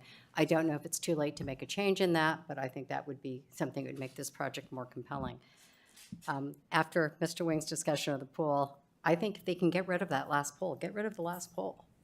I mean, again, I don't understand completely, what the limitations are from an engineering perspective, but that would be something that I think we should push for if it's possible. It's just crazy not to do it at this time. I appreciate that you have sufficient parking. That's terrific. I appreciate the bicycle parking, and I think the material choices work. So I'd like to see another affordable large unit, and I'd like to see the power pole gone. All right, Richard?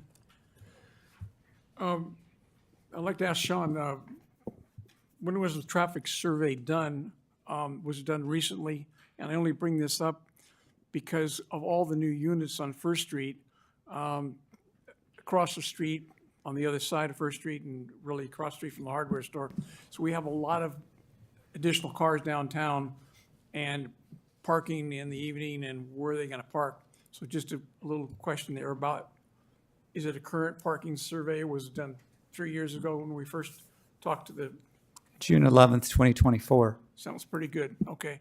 I do like the project. It's a big improvement from the first go-around.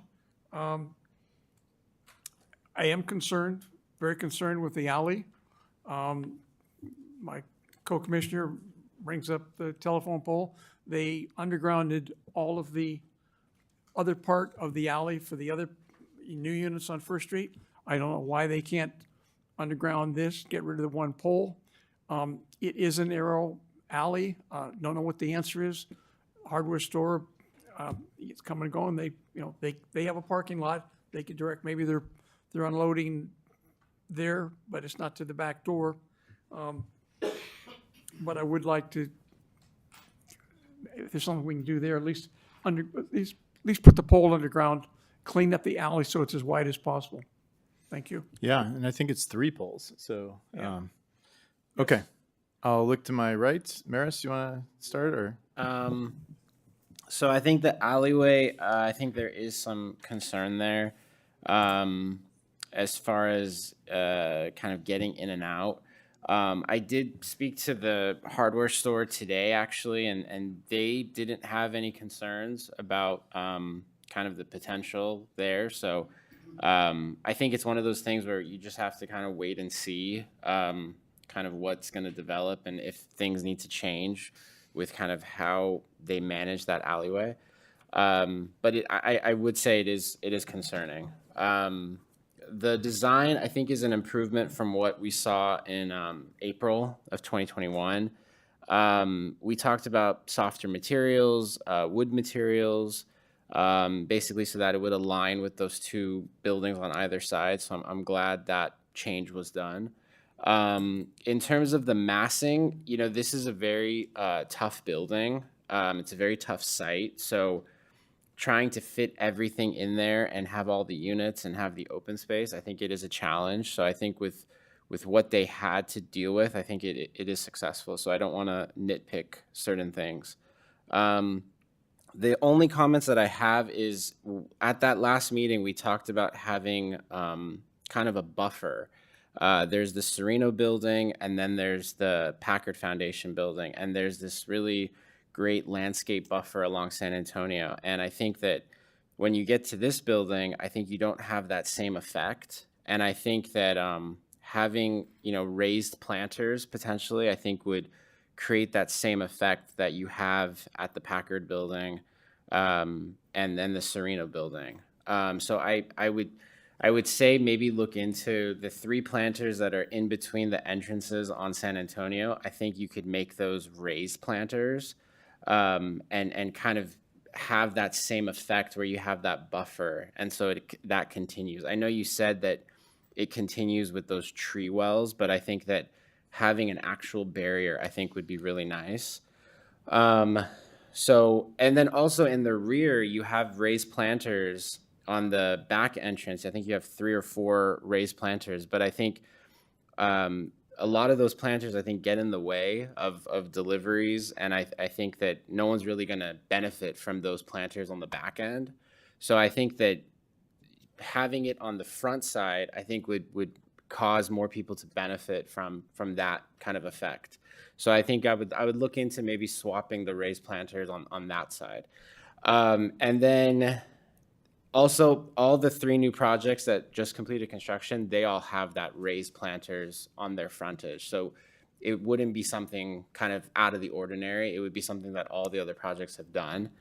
And then the railing, so you have the glass railing, which, it's a choice. I think that what happens though with glass railing is I think there's sometimes a privacy issue where I think people kind of walking down San Antonio can see inside the unit.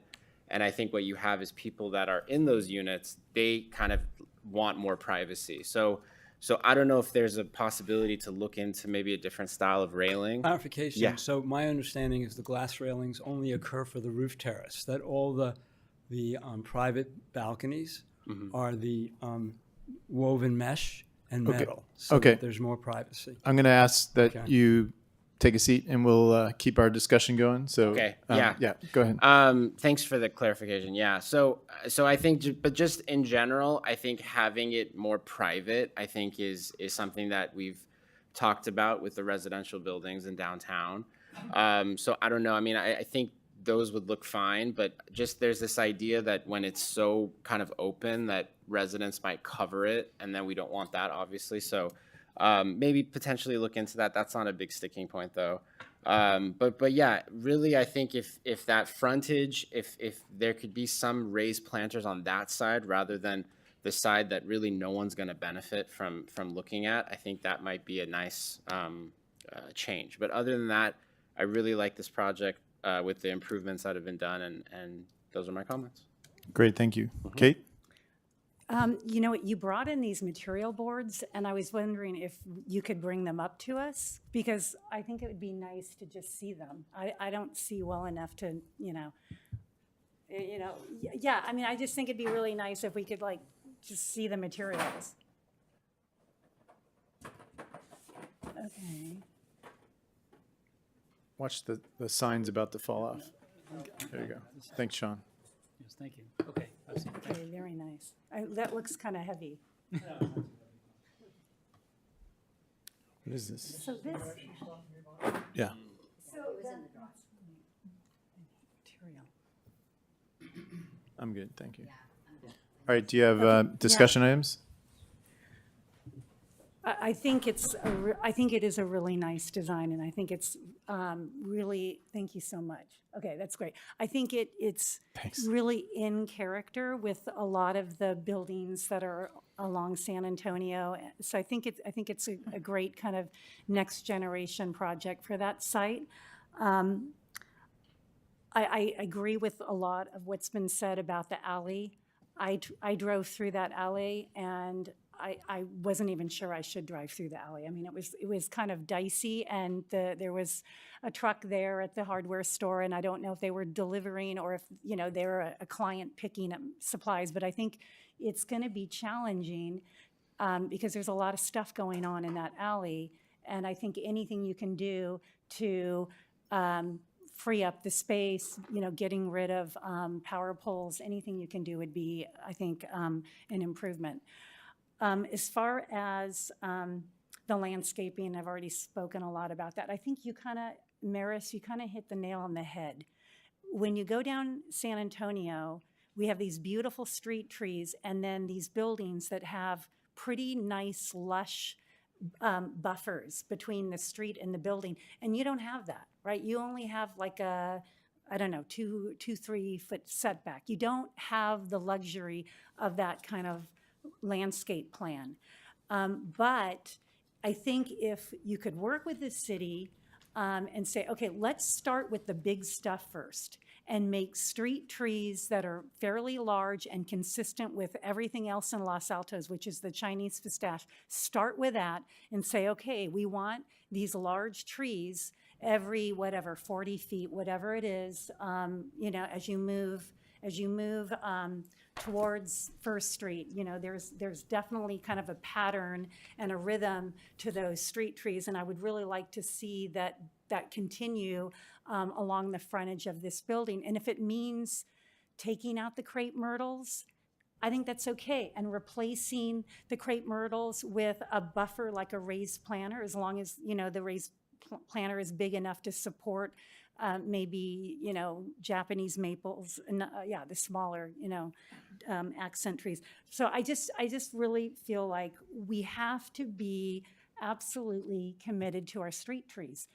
We can't let this desire and need to build affordable housing leave us with a town that has no street trees and no canopy. We're seeing along First Street And I think it's really a disservice to the city. We have to make this a priority.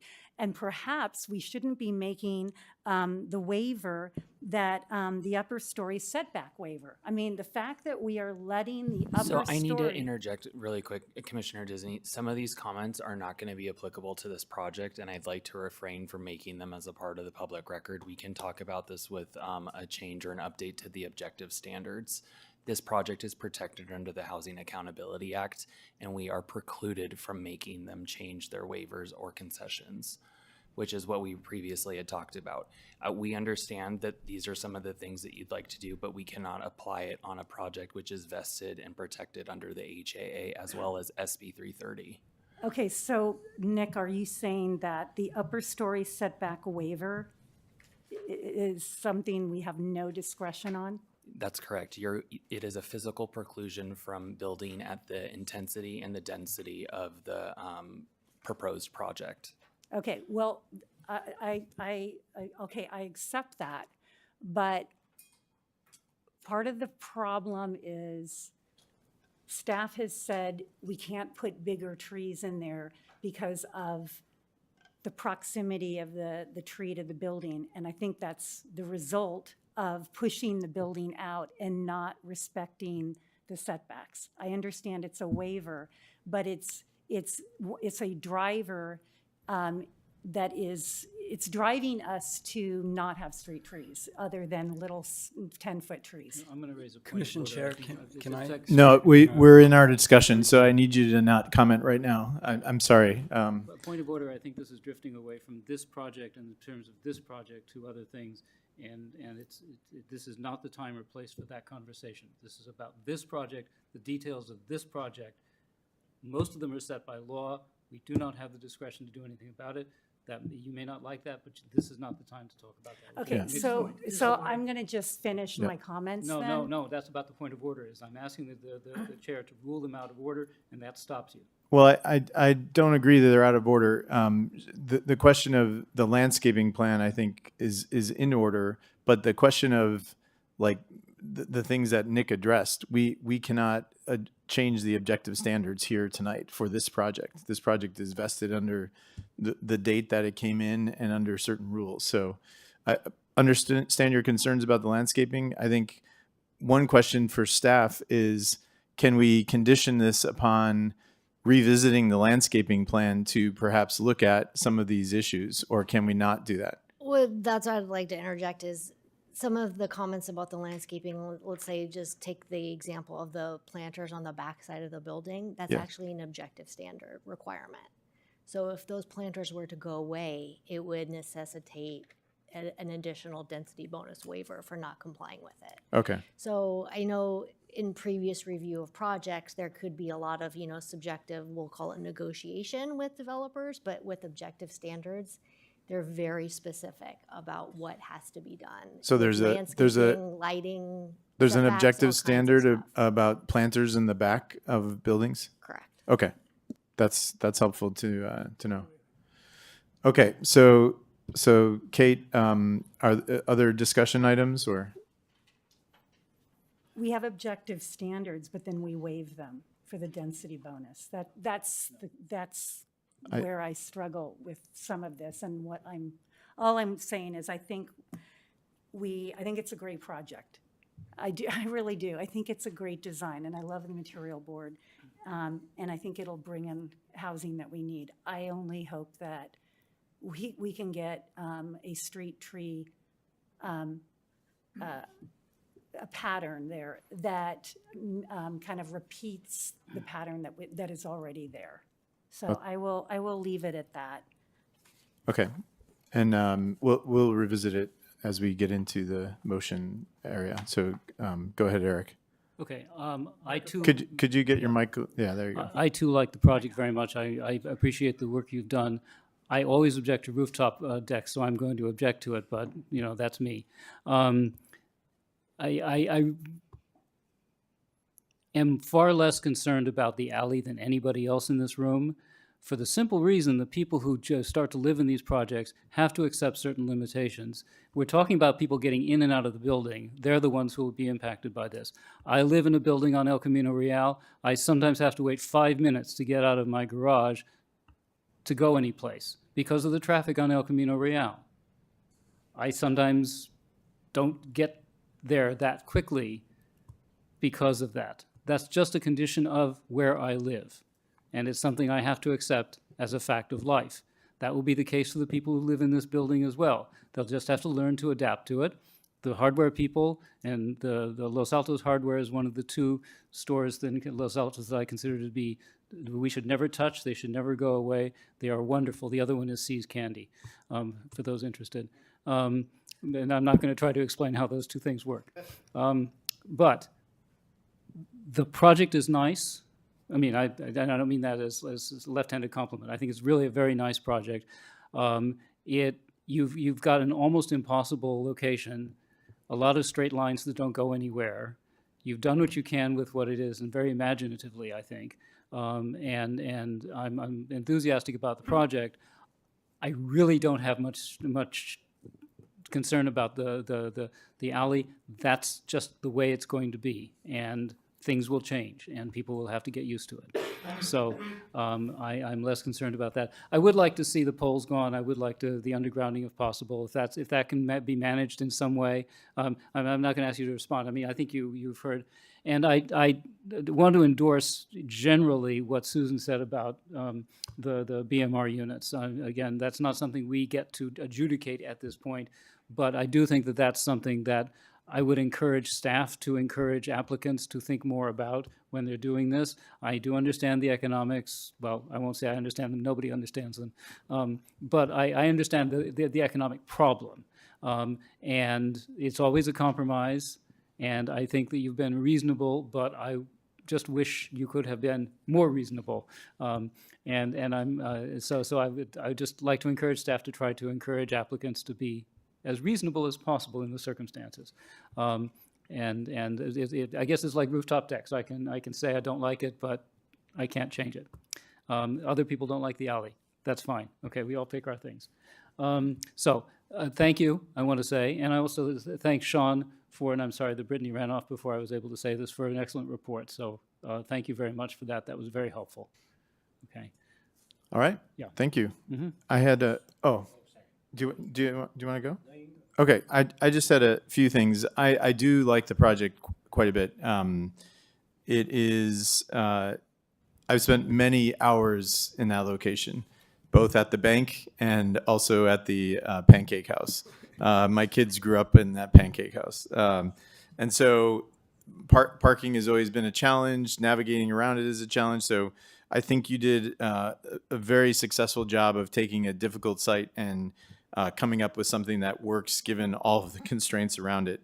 I echo the comments from some of my colleagues around the affordable units. Would have been nice. We can't do anything to compel you to do something different. So I will leave it at that. I do, the other common threads that I'd like to try to tie together, the 3 power poles and the landscaping.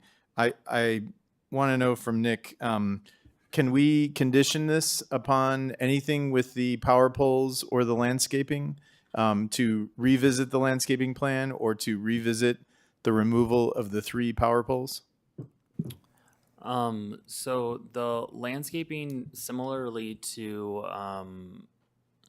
like the lighting plan, is going to have to comply with WELO. So it's going to have to comply with the water efficiency landscaping ordinance. Right. So we have to relook at that anyways. So there's not really a condition, rather it's already a part of and a function of our regulations. We're not going to be able to require additional landscape area as a part of the project if that is kind of part of the ask. When it comes to, I was going to somewhat mention if the opportunity came, and it has. So the pole that we're kind of referencing, that's kind of going to be leftover residual, and it's for all extents and purposes going to seem like a pole going to nowhere, essentially.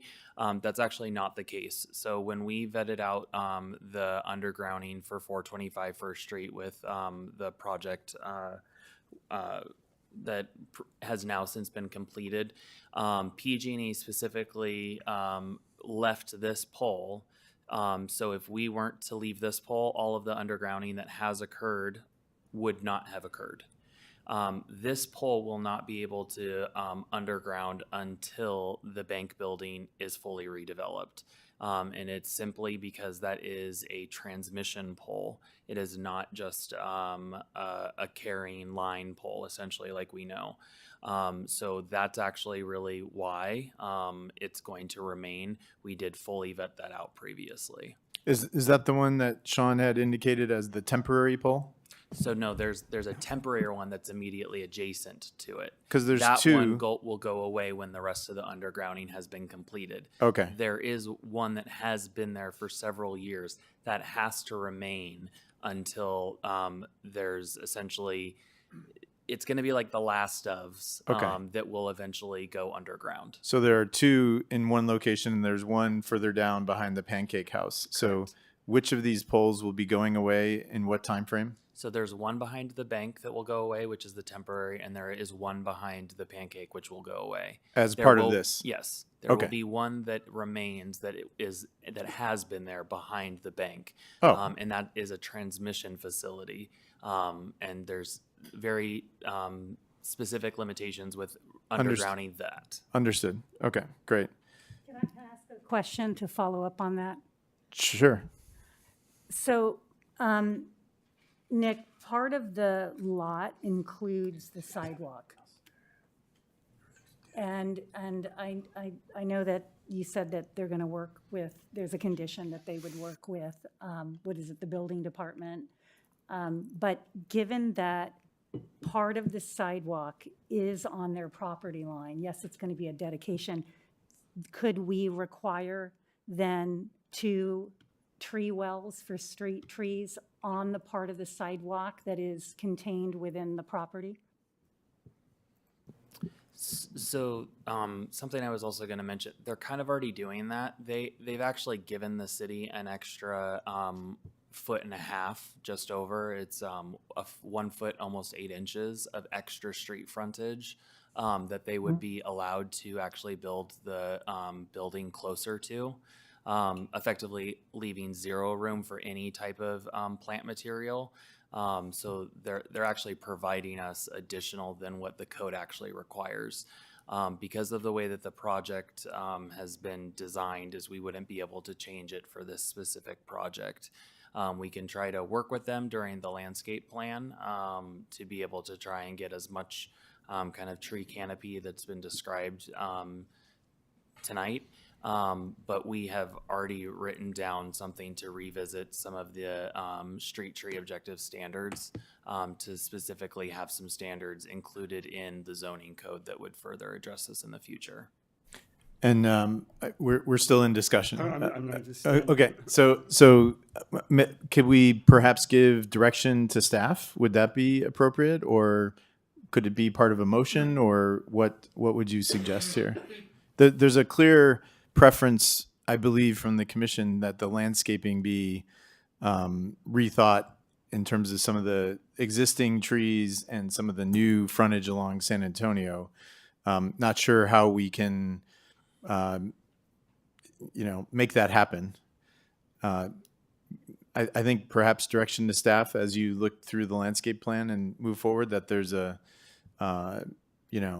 combining of the existing with the new. Yeah, that's sufficient for Sean to be able to look at through the construction document phase to try and get the consistency of the street trees that's been discussed tonight. That sounds fair. I think I'm going to have to hear that in a motion. It's direction? It's direction. It's not going to be contained within the motion. It's So not it's a just con- something that would be for staff, which Sean is writing down right now. So it's not a condition? of That's approval. correct. You cannot condition the project since this is vested under SB 330. So we can try to work amicably with the developer, but we cannot condition it as it's previously been discussed. And my guess is, if it was the time for the applicant to speak, perhaps, that they'd be willing to work with the city to do what is, possible and within reason. So I believe that would be true. Maris has something. Yeah, I think that if the applicant is willing to look at that, I think that'd be great, especially with the the planters on San Antonio, looking at that and seeing if it can line up.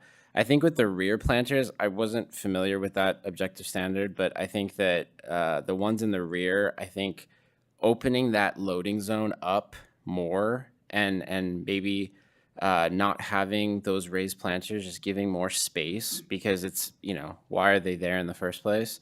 I think if you can ask for a waiver, ask for a waiver. You get unlimited waivers. So, just do it. Because I don't think it makes sense when you can have more room for that loading zone. Because the more room, the better, because that alleyway is so narrow. Wouldn't they need to resubmit, though? Maybe. Yeah. Yes. All right. Well, anything else we'd like to discuss here, or questions, concerns? I will look for a motion from somebody.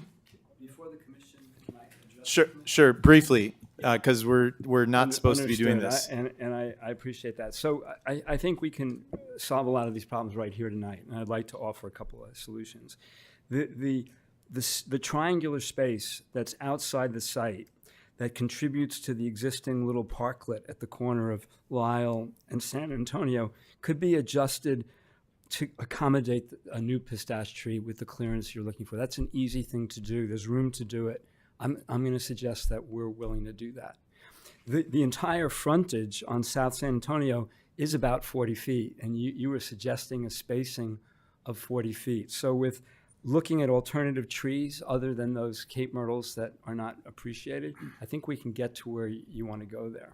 The only other big comment I have to make is having the commission appreciate the complexity of undergrounding that other pole at the corner because of how it affects so much, and the cost could be over $1 million of cost that would kill the viability of the project. So just to communicate the difficulty of agreeing to that.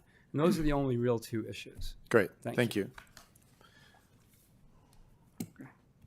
All right. I'll make it. Okay, Richard?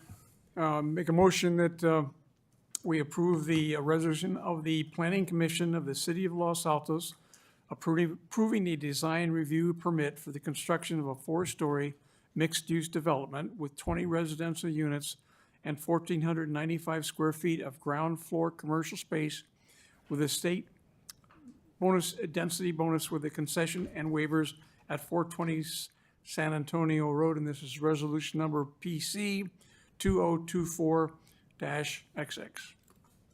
I'll second the motion. All right, there's a motion from Vice Chair Roche with a second from Commissioner Steinle. And I'd like to reiterate the direction around looking at the landscaping plan and trying to make it more cohesive with the existing. I know that can't be part of the motion, is that correct? So just making sure for the record that that's clear. Can we have a vote? Commissioner Ahi, Yes. Commissioner Disney, Yes. Commissioner Mensinger, Yes. Commissioner Steinle, Yes. Vice Chair Roche, Yes. Chair Benato. Yes. Motion carries unanimously 6-0. All right, thank you. And thank you. I wasn't trying to be a jerk.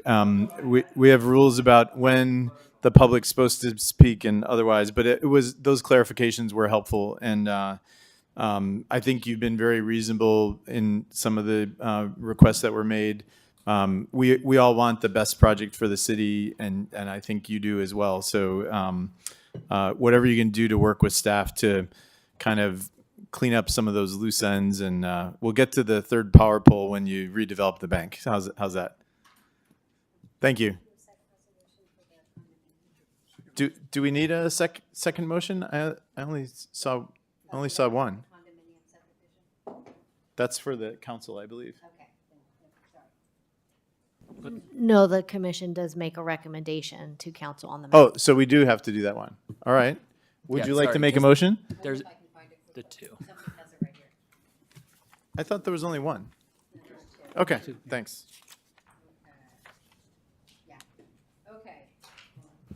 Make a motion that a resolution approving the vesting tentative map to subdivide one lot into 21 condominium lots and one common lot at 420 South San Antonio Road. It's resolution to be named 2025-. I second that, but as a friendly amendment, doesn't it have to be a motion to recommend? Yes. Okay. A motion to recommend to the city Okay, council. all right. Thanks, Kate. All right. Motion by Commissioner Mensinger, seconded by Commissioner Disney. Could we have a roll call vote, please? Commissioner Agi? Yes. Commissioner Disney? Yes. Commissioner Mensinger? Yes. Commissioner Steinle? Yes. Commissioner Roche? Yes. Chair Veninato? Yes. Motion carries unanimously, 6-0. Great, thank you. Thank you all. Sean, thank you for all that hard work. Hopefully we didn't give you too much to take care of there. Thank you, sir. We never got your name, I don't believe. Oh, I'm sorry for that. Jan, my first name is Jan Hockhauser. And you're the owner or I'm the the... architect. I represent the owners who are here tonight. Oh, well, thank you, and good luck with the project. All right, are we, can we keep going? Does anyone need a break? This should be quick. Keep going. I knew what your answer would be. All right, we're moving on to item 4. Thank you all. Wow, there's a big group here today. This is a lot subdivision at 235 Yerba Santa Avenue, and I believe Sean gets to take this one as well. Please. What's so funny over there? I think we had every design professional that probably touched the project you just approved in the chamber. Just in case? Yes, you did. You had everyone. All right, go ahead, Sean. Again, good evening, Chair Veninato and Commissioners. Again, my name is Sean Gagos in the Planning Division. The project before you is a request for the Commission to recommend the City Council to approve a tentative parcel map to subdivide a parcel into 2 lots at 235 Yerba Santa. The subject property is located on the north side of Yerba Santa Avenue between Los Altos Avenue and Cherry Avenue. It is located in the R110 zoning district. The property is approximately 20,963 square feet in size. It is currently developed with a single-family home built in 1951.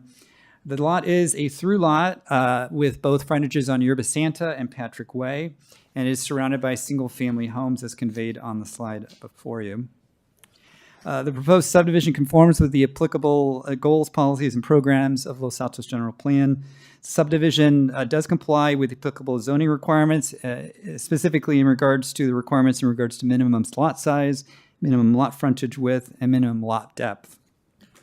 Additionally, the retention of the existing structures in subdivision will not result in any nonconformities or worsen any existing nonconformities on parcel B. The project is considered categorically exempt under CEQA under Section 15315 due to the subdivision of the property into four or fewer parcels. Staff does recommend the Commission approve the tentative map application consistent with the recommended motion. Planning Commission consideration and recommendation will be forwarded to Council for consideration at a future meeting. This concludes staff's presentation unless there are any questions. Thank you. All right, thank you, Sean. Let's move on to, is the applicant here? I'm the representative of the applicant, yes. Oh, okay, up to 10 minutes, and your name, just? Dan Shaw. Dan, thank you. Oh, you don't need a card to... Well, you never know. Maybe Yeah. somebody wants to call me later. Oh, great, thank you. So I've been working on this with Sean and staff for the last year. I don't really have anything to say. I have one concern, and we've talked about this a couple times with Sean and with the engineering department. It has to do with condition number 9 about undergrounding the utilities, and I spoke to Oscar in engineering about this and asked for some clarification, and it just is very vague in the paragraph in regards to the undergrounding utilities wants to be done on, they want undergrounding utilities on Yerba Santa Avenue, which is fine. I get what they want to do. But the paragraph reads prior to final occupancy. It doesn't say to which lot the utilities will be undergrounded on Yerba Santa Ana. So if the buyer or developer or builder on Patrick is building it, does this condition apply? Does the guy on Patrick shouldn't pay for the undergrounding on Yerba Santa Ana? So we just need, I pressed for some clarification and they made this better, but I still think it's very vague. I also am not quite sure how the city is going to force undergrounding in front of other people's houses, but I understand that's a new statute that the city adopted within the last 12 months. My opinion as a 30-year veteran is that's going to be quite an interesting ordeal to make somebody underground utilities and jackhammer up somebody else's nice slate walkway and driveway and all that, but we'll let some smarter, brighter, younger people worry about that somewhere down the road. But I would ask that this condition be clarified, that the final occupancy gets divided between the two parcels and that the undergrounding is related to the Yerba Santa parcel, Santa Ana parcel, where there's actually an existing residence which may be redeveloped at some point in time. And that's when that undergrounding, I think, should occur. And I think this should be clarified that the Patrick Way side of the development shouldn't be, it shouldn't be burdened on that person. There's already undergrounded utilities on Patrick Way because it was developed later on in the city's history. So that's my only thing that I would like to point out. And Sean and I have talked about this, and he directed me to engineering. I connected with them. I explained it to them. They said they would fix it. They added 4 words, which really didn't fix it, in my opinion. Clarified it enough. It's just setting up a problem down the road. All right. Thank you. I'm happy to answer any other questions about the project. I think it's pretty straightforward. All right. We'll call on you if Okay. we need it in the next section. Thank you. Thank you, Joe. Could we, since we're going to start off on that, can I just ask Sean to respond to the comments about that? Because when I read it, it was a little vague, but I wasn't sure if the utilities were going to be undergrounded through the lot to the Patrick Way, or if they were going to be both undergrounded at some point. Yeah, so the expectation is for undergrounding along Yerba Santa Avenue. I think the potential concern with tying it directly with 235 Yerba Santa is it's an existing house with potentially no redevelopment that we are aware of currently at the site, versus Parcel A is a newly developed lot which will be sold and developed. And so the intention, I think, was to tie it to the Parcel A, which is where future development will occur. Except, condition 9 doesn't mention Patrick Way at all. Correct, yes. The engineering division didn't incorporate that. We apologize for that. Yeah, so so the intention from the staff was to have the undergrounding done on Patrick Way. No, the intention is for the undergrounding to occur in Yerba Santa, but to have the undergrounding occur at time of occupancy for Lot A or Parcel A. So unless Patrick Way is developed, this doesn't come into play because there's already people occupying Parcel B. Correct. And it's just the final occupancy of Parcel A. Correct. So but that is a little unusual to have somebody on a different street, which is already underground, from what I understand, to then go and underground on a street a block away from them. Am I understanding that correct? Just a minute. If we could clarify this first, that would be great. So I'm totally confused, Sean. I'm not sure what you are suggesting here. What the expectation is with our requirements under our code is to underground the utilities along Yerba Santa. The electrical lines that serve both Parcel A and Parcel B are served off of Yerba Santa. So the expectation is to underground the facilities along all poles along the frontage, and additionally all carrying lines going to the site. That's the expectation. But it says prior to final occupancy. Final occupancy of what? Lot B? Well, I think the difficulty is that undergrounding occurs prior to occupancy or development that occurs at a site. And can I get clarification, I guess? Sorry. So fundamentally, it's the Subdivision Map Act allows for us to be able to require the undergrounding of utilities. We're not subdividing this lot without the creation of a new lot on Patrick Way. So the necessity for the Subdivision Map Act to even be deployed is because we're creating a new lot. So the nexus of the undergrounding would be that we're creating a new lot. So the undergrounding, there is a proportional reality to it, is that we're creating a new lot to be chopped off and be essentially developed. So this is the practical interpretation of it. If the commission wants to make a recommendation to the council and the council were to not necessitate it, then that is the prerogative of the commission as well as then the council to approve it with that type of undergrounding policy. However, that's not been the prior practice, which was to necessitate undergrounding when subdivision is occurring. Is the undergrounding from across the street or in front of Parcel B's house? Where's Is the that question directed to me or staff? Whoever. Where's the power pole? Which side of the street is it on? Let me handle the. I'm sorry, it was a question. Okay. Yeah, just the jumped in. Sorry. So. Yeah, the power pole is on the same side as the development of the property. Yeah. So then it's, I mean, we had to do that when we remodeled. It's a fairly straightforward thing. I think it's, I think it's, well, I think what the applicant is referencing, of course, is the number of lines that are coming off of those poles is what the complexity is. Versus traditionally, you may have a series of lines just strung or parallel to the property line. There are a series of lines that are running in multiple different directions along the sides and towards the front, which is probably adding to the complexity for him. So I'm still not clear on this, and maybe everyone else is clear. But so as part of the lot split, you would like the utilities to Lot B on Patrick undergrounded. Lot B on Yerba Santa. Lot B. I'm sorry, Lot B on Yerba Santa. Is that correct? Correct. Okay. And right now, those utilities are on a pole and not undergrounded. Correct.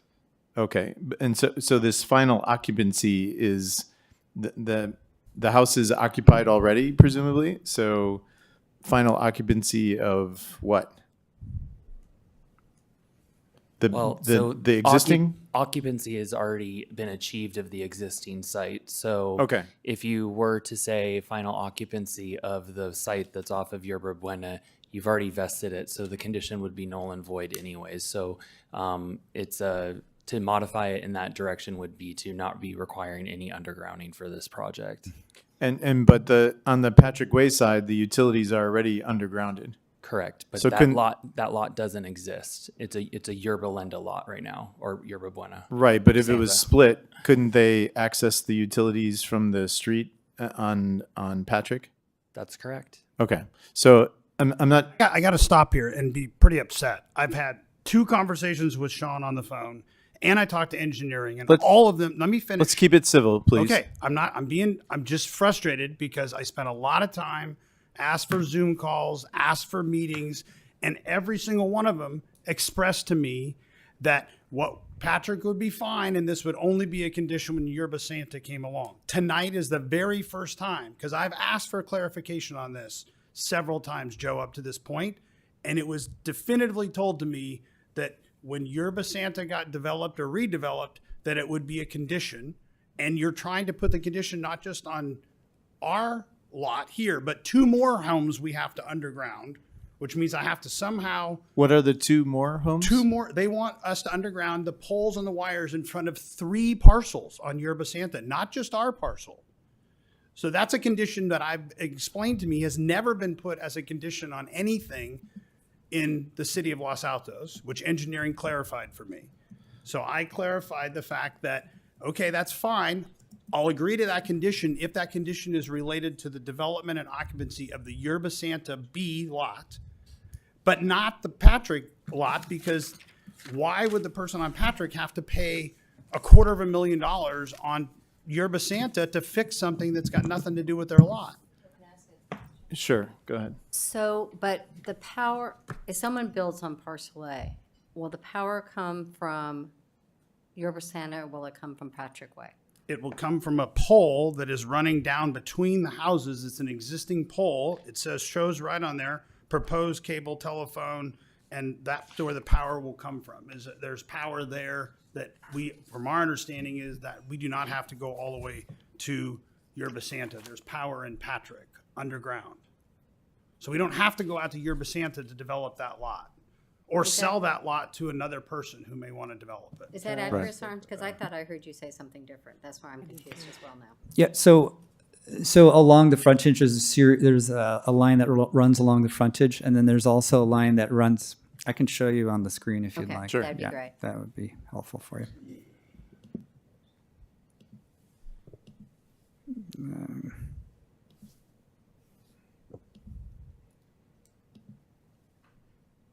Okay, so along the frontage, there's a pole here, and there's a line that runs across, and then there's a line that runs down the side of the property line. You could see it potentially over. And where does that line go? The one that goes back? Let me see if I can zoom out for you. So it's 2 poles, is that correct? Correct. There's 2 poles directly in the front. Just in the front of our lot, but the condition relates to 209. It relates to 3 different legal parcels that they're requiring our lot to underground in front of other people Okay. whose front yard is going to get destroyed, which is going to end up in a very tough situation between neighbors Okay, and the understood. city attorney and whatever. Understood. Sean, were you done with that? Yes. Okay. Go ahead, Maris. What is the overall plan with the site? Are you gonna, once you subdivide, are you gonna only develop on Patrick, or are you gonna demolish the one on? I'm not a developer. I was hired by the. No, I current- know, but do you know what the ultimate plan is? I'll try and answer that question. So I was hired to get the subdivision done, and they are not builders. It's an estate, it's a trust. And so I would assume that they are going to market and sell 1 or 2 of the properties. They're not developers, they're not in the business of building. So I would assume, based on my conversations with their counsel and the trustee, that they're going to sell or liquidate 1 or both of the parcels. Okay, They are but not in the there's building no- business. Okay, but there's no definitive plan as of now. I think I just answered the question. The definitive plan is that they're not builders. It's an Okay. estate. It's a trust. They're not in the development business. They All don't right. plan on building houses. I was just clarifying. Okay.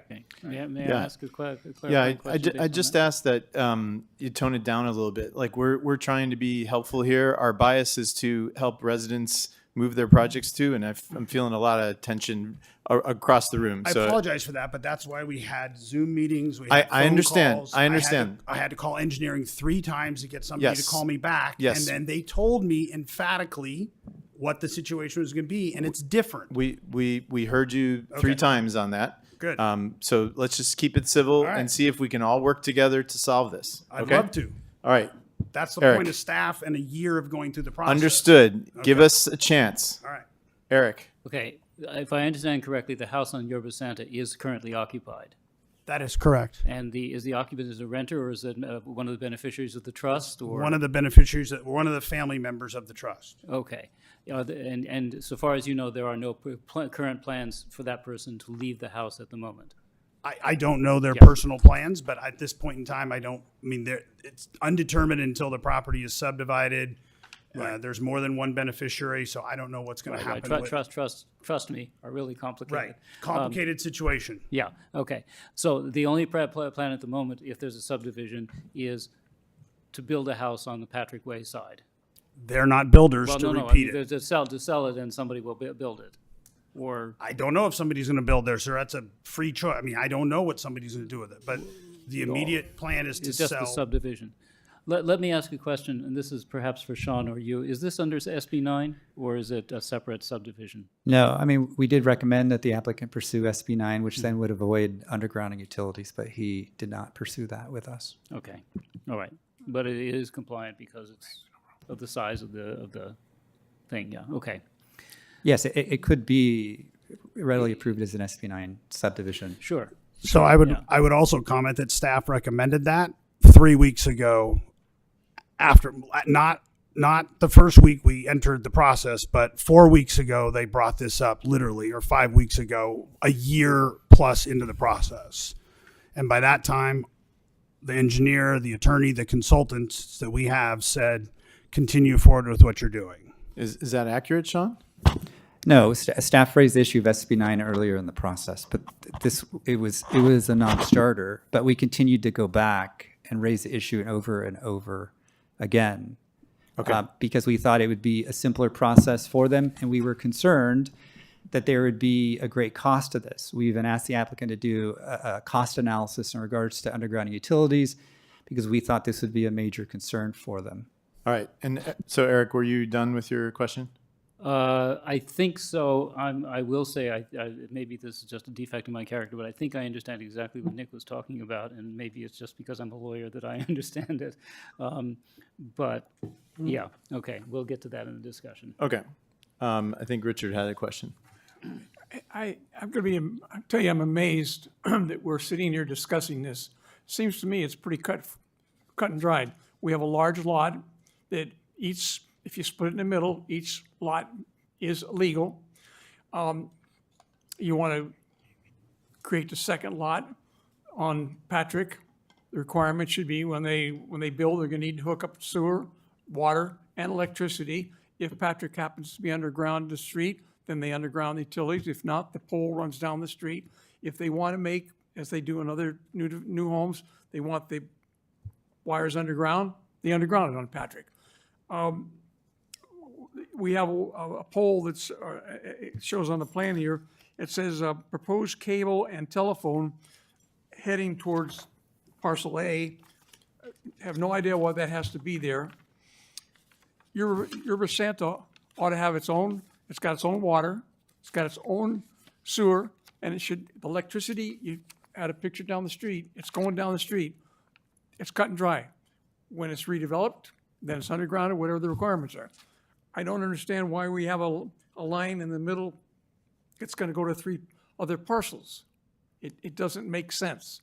So I agree with you on that. Patrick ought to be one set, underground, hook up all utilities, and Herb Santa, cut and dried. All right. Straight So subdivision. no questions. No, That was a speech. I guess it was, yes, thank you. I'm sorry about that, but that was sort of a direction Okay. to Sean. Let's see if there are any other questions for the applicant or for staff on the dais. Anybody? Is there any way that you can rewrite 9 to make everyone happy?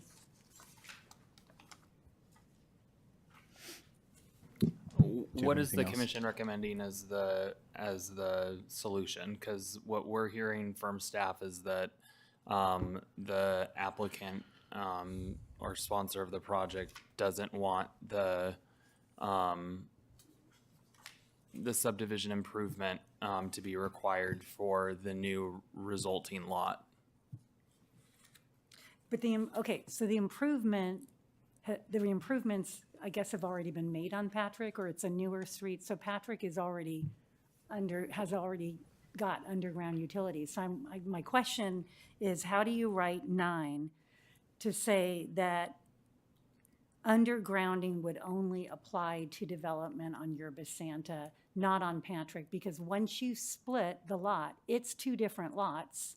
One's on Patrick and one's on Yerba Santa. They're not, once you split them, they're not together anymore, and you now have a new lot on Patrick. So I agree with what you're saying, and I'm wondering, is there a way to write condition 9 kind of to achieve what Richard just said? So to not then require underground utility improvements to the Yerba site. No, to not require undergrounding for the Patrick site, because the Patrick site already has underground utilities on the street. I don't think you're objecting to the condition if there were going to be redevelopment on Yerba Santa. It's the Patrick site that's the issue. It was definitively explained to me by Oscar in engineering in a phone call that the undergrounding would be related only to when and if there was development done on the Yerba Buena Avenue or Yerba Santa Avenue property, and that there would be that requirement, they were going to rewrite that requirement not to affect the Patrick Way side. That's how I left it with Oscar in engineering, and he said we will rewrite it after we saw the draft conditions, and I called Sean and talked to him about it. The draft conditions came back a little bit better because it talked about, because previously it didn't say an occupancy or building permit or map recordation, and I was like, guys, this is really unclear about when you think you want this done. And they said, we'll clarify that. And when it came back out, it said at occupancy, but it doesn't say of occupancy of which property. So, go ahead, Kate. To answer your question that you asked me is, the applicant's not happy with undergrounding wires for 3 people on the street, and I think that's going to be a litigation problem down the road. But that's going to, if that's the condition that the city has adopted with their new, because my understanding is within the last 12 months, you've adopted an undergrounding policy that's different than previous in the city. And the onus is to try and get more of these poles and wires underground, which I think is great. It's safer. It looks better. I think it should only be in front of the applicant's property. Staff is recommending it 3 properties on Yerba Santa. I guess we're willing to live with that. I just don't think it should have anything to do with the Patrick Way side. Could the condition be written prior to final occupancy for new development on Yerba Santa? The applicant shall, and then it reads the rest as written. It can if that's what the commission is recommending to the council. What does the code say? The code provides the city engineer and the city the discretion to require undergrounding because this is a subdivision. So I see. It's not a black and white requirement. So there's some That's a discretion. subdivision map act, sir. I understand it well. So- I've done lots and of subdividing. If you've received conflicting information, it's because this is a very irregular type of subdivision that has occurred in the city of Los Altos. Usually what we would end up seeing from this is the Yerba site would end up having essentially an alleyway of a flag lot leading to the rear of a parcel. We don't usually have a through lot. The reason why I would somewhat argue the issue is that the Patrick side may have already undergrounded, but can you show me the receipts of the participation of this lot participating in the undergrounding of Patrick? Because if you are not able to, legally, the city would be able to exact an undergrounding requirement to this site. However, if the commission and the council wants to allow under the subdivision improvement agreement to require it as a part of the Yerba site and not the Patrick site, that is the municipal affair of this agency. And that is what is allowed under the Subdivision Map Act.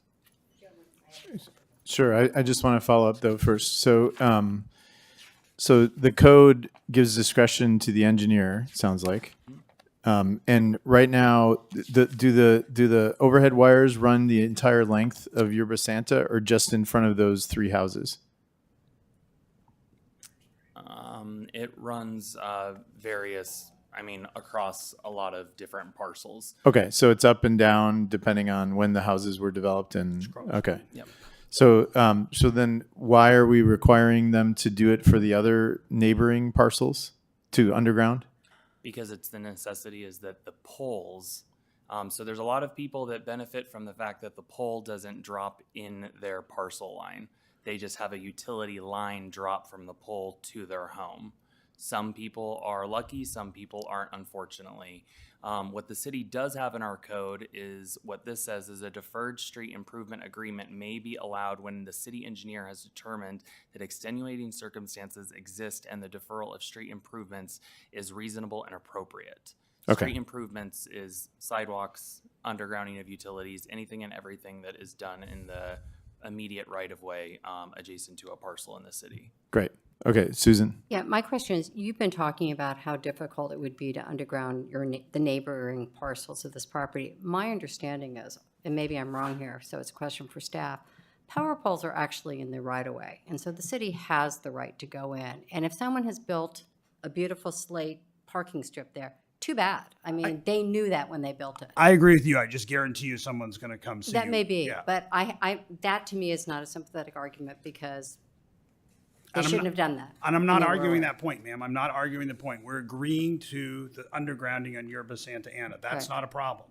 What was never represented in the original condition was even more vague. This one now at least has defined a time frame, which was occupancy, but it doesn't talk about occupancy of what. I understand that. So my question though is, if you were to redevelop parcel B, would they be required to underground for all three parcels that are being discussed tonight on Yerba Santa?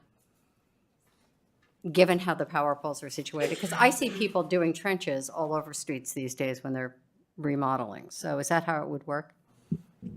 In the way that you're describing it, yes, unless the city engineer were to say that there's an extenuating circumstance and we wouldn't be able to get access to one of the, essentially cross-connection lots like we were talking about, and what the concern is of the other three parcels with their utility drops that feed from essentially one of the two poles that are on this site. So really, this requirement really is nothing different than if they were developing that lot, they'd be required to do all three houses. It's just the way it is. Yep. Okay. So, and you are okay with doing that on the, Said it multiple times. We're fine with that. I think it'll be a difficult situation like any neighborly situation will be, but that can be dealt with proper planning and whatever else. so what are you not fine with? I'm not fine with the fact that this, per my understanding and the reading of this, and it's vague, and Mr. Zorns has clarified tonight for Sean that at the occupancy of either lot, they want it undergrounded on Yerba Santa Ana. And my point is that I had this exact conversation with Oscar and asked him the very pointed question, and he clarified to me in English that, it was not going to be a requirement of Patrick to do the undergrounding, that would only happen when that lot was developed on Yerba Santa. But you already said you were okay with doing it on Yerba Santa I've said that over and over, but Mr. Zorns at here the time just- of subdivision No, at the time of occupancy. of. That's the good question. It just says of occupancy. That's No, the problem. hold on a second. I'm just trying to get you to answer the question. So you're okay with what? You're okay with undergrounding at the time of occupancy of Yerba Santa? Yes, but Okay. that's not what this condition says. Okay. All right. But, I'm sorry, can I interject with a question? Yeah. And then Kate. Occupancy of Yerba Santa, it's already occupied. I understand that. So and you're telling me. So that's now. Are you saying it's now and you're okay with it, or you're okay if that gets redeveloped and then you have a new occupancy The permit? conversation that Oscar and I had was at redevelopment of that property. He said, you will have to underground things if you pull any kind of a building permit on that property. So in your mind, the trigger should be redevelopment, the trigger should not be the subdivision of this lot. Redevelopment, or if you're going to add a garage, add a room, add a second story, whatever, something of more than probably just putting a new water heater in, a new roof on or something. And city's position is based on guidelines and the rules that with the subdivision, it should be done as part of the subdivision. Am I summarizing that correctly? Okay. All right. Thank you. Kate. And to clarify, the guy in engineering said, I haven't seen this before. This is a very unusual situation. Just like Mr. Zorns has said, just like Sean has said, it's an unusual situation. Right. And his solution is that each street should deal with each side when we got there. Okay, Kate. I'm ready to make a motion. Oh, we're not even We're there not yet. far- We're we're not still, done. we haven't had public comment. So let's, I mean, we need to know. So I would like to try to control this a little bit. Nick, we need your help here. You are our Sherpa. So what would you, based on what you've heard and the frustration with the stuff, what would you recommend that we attempt to do tonight? Because it feels like the condition as written was vague for sure, and it's unclear what direction we should head in. So what would you like to see as staff?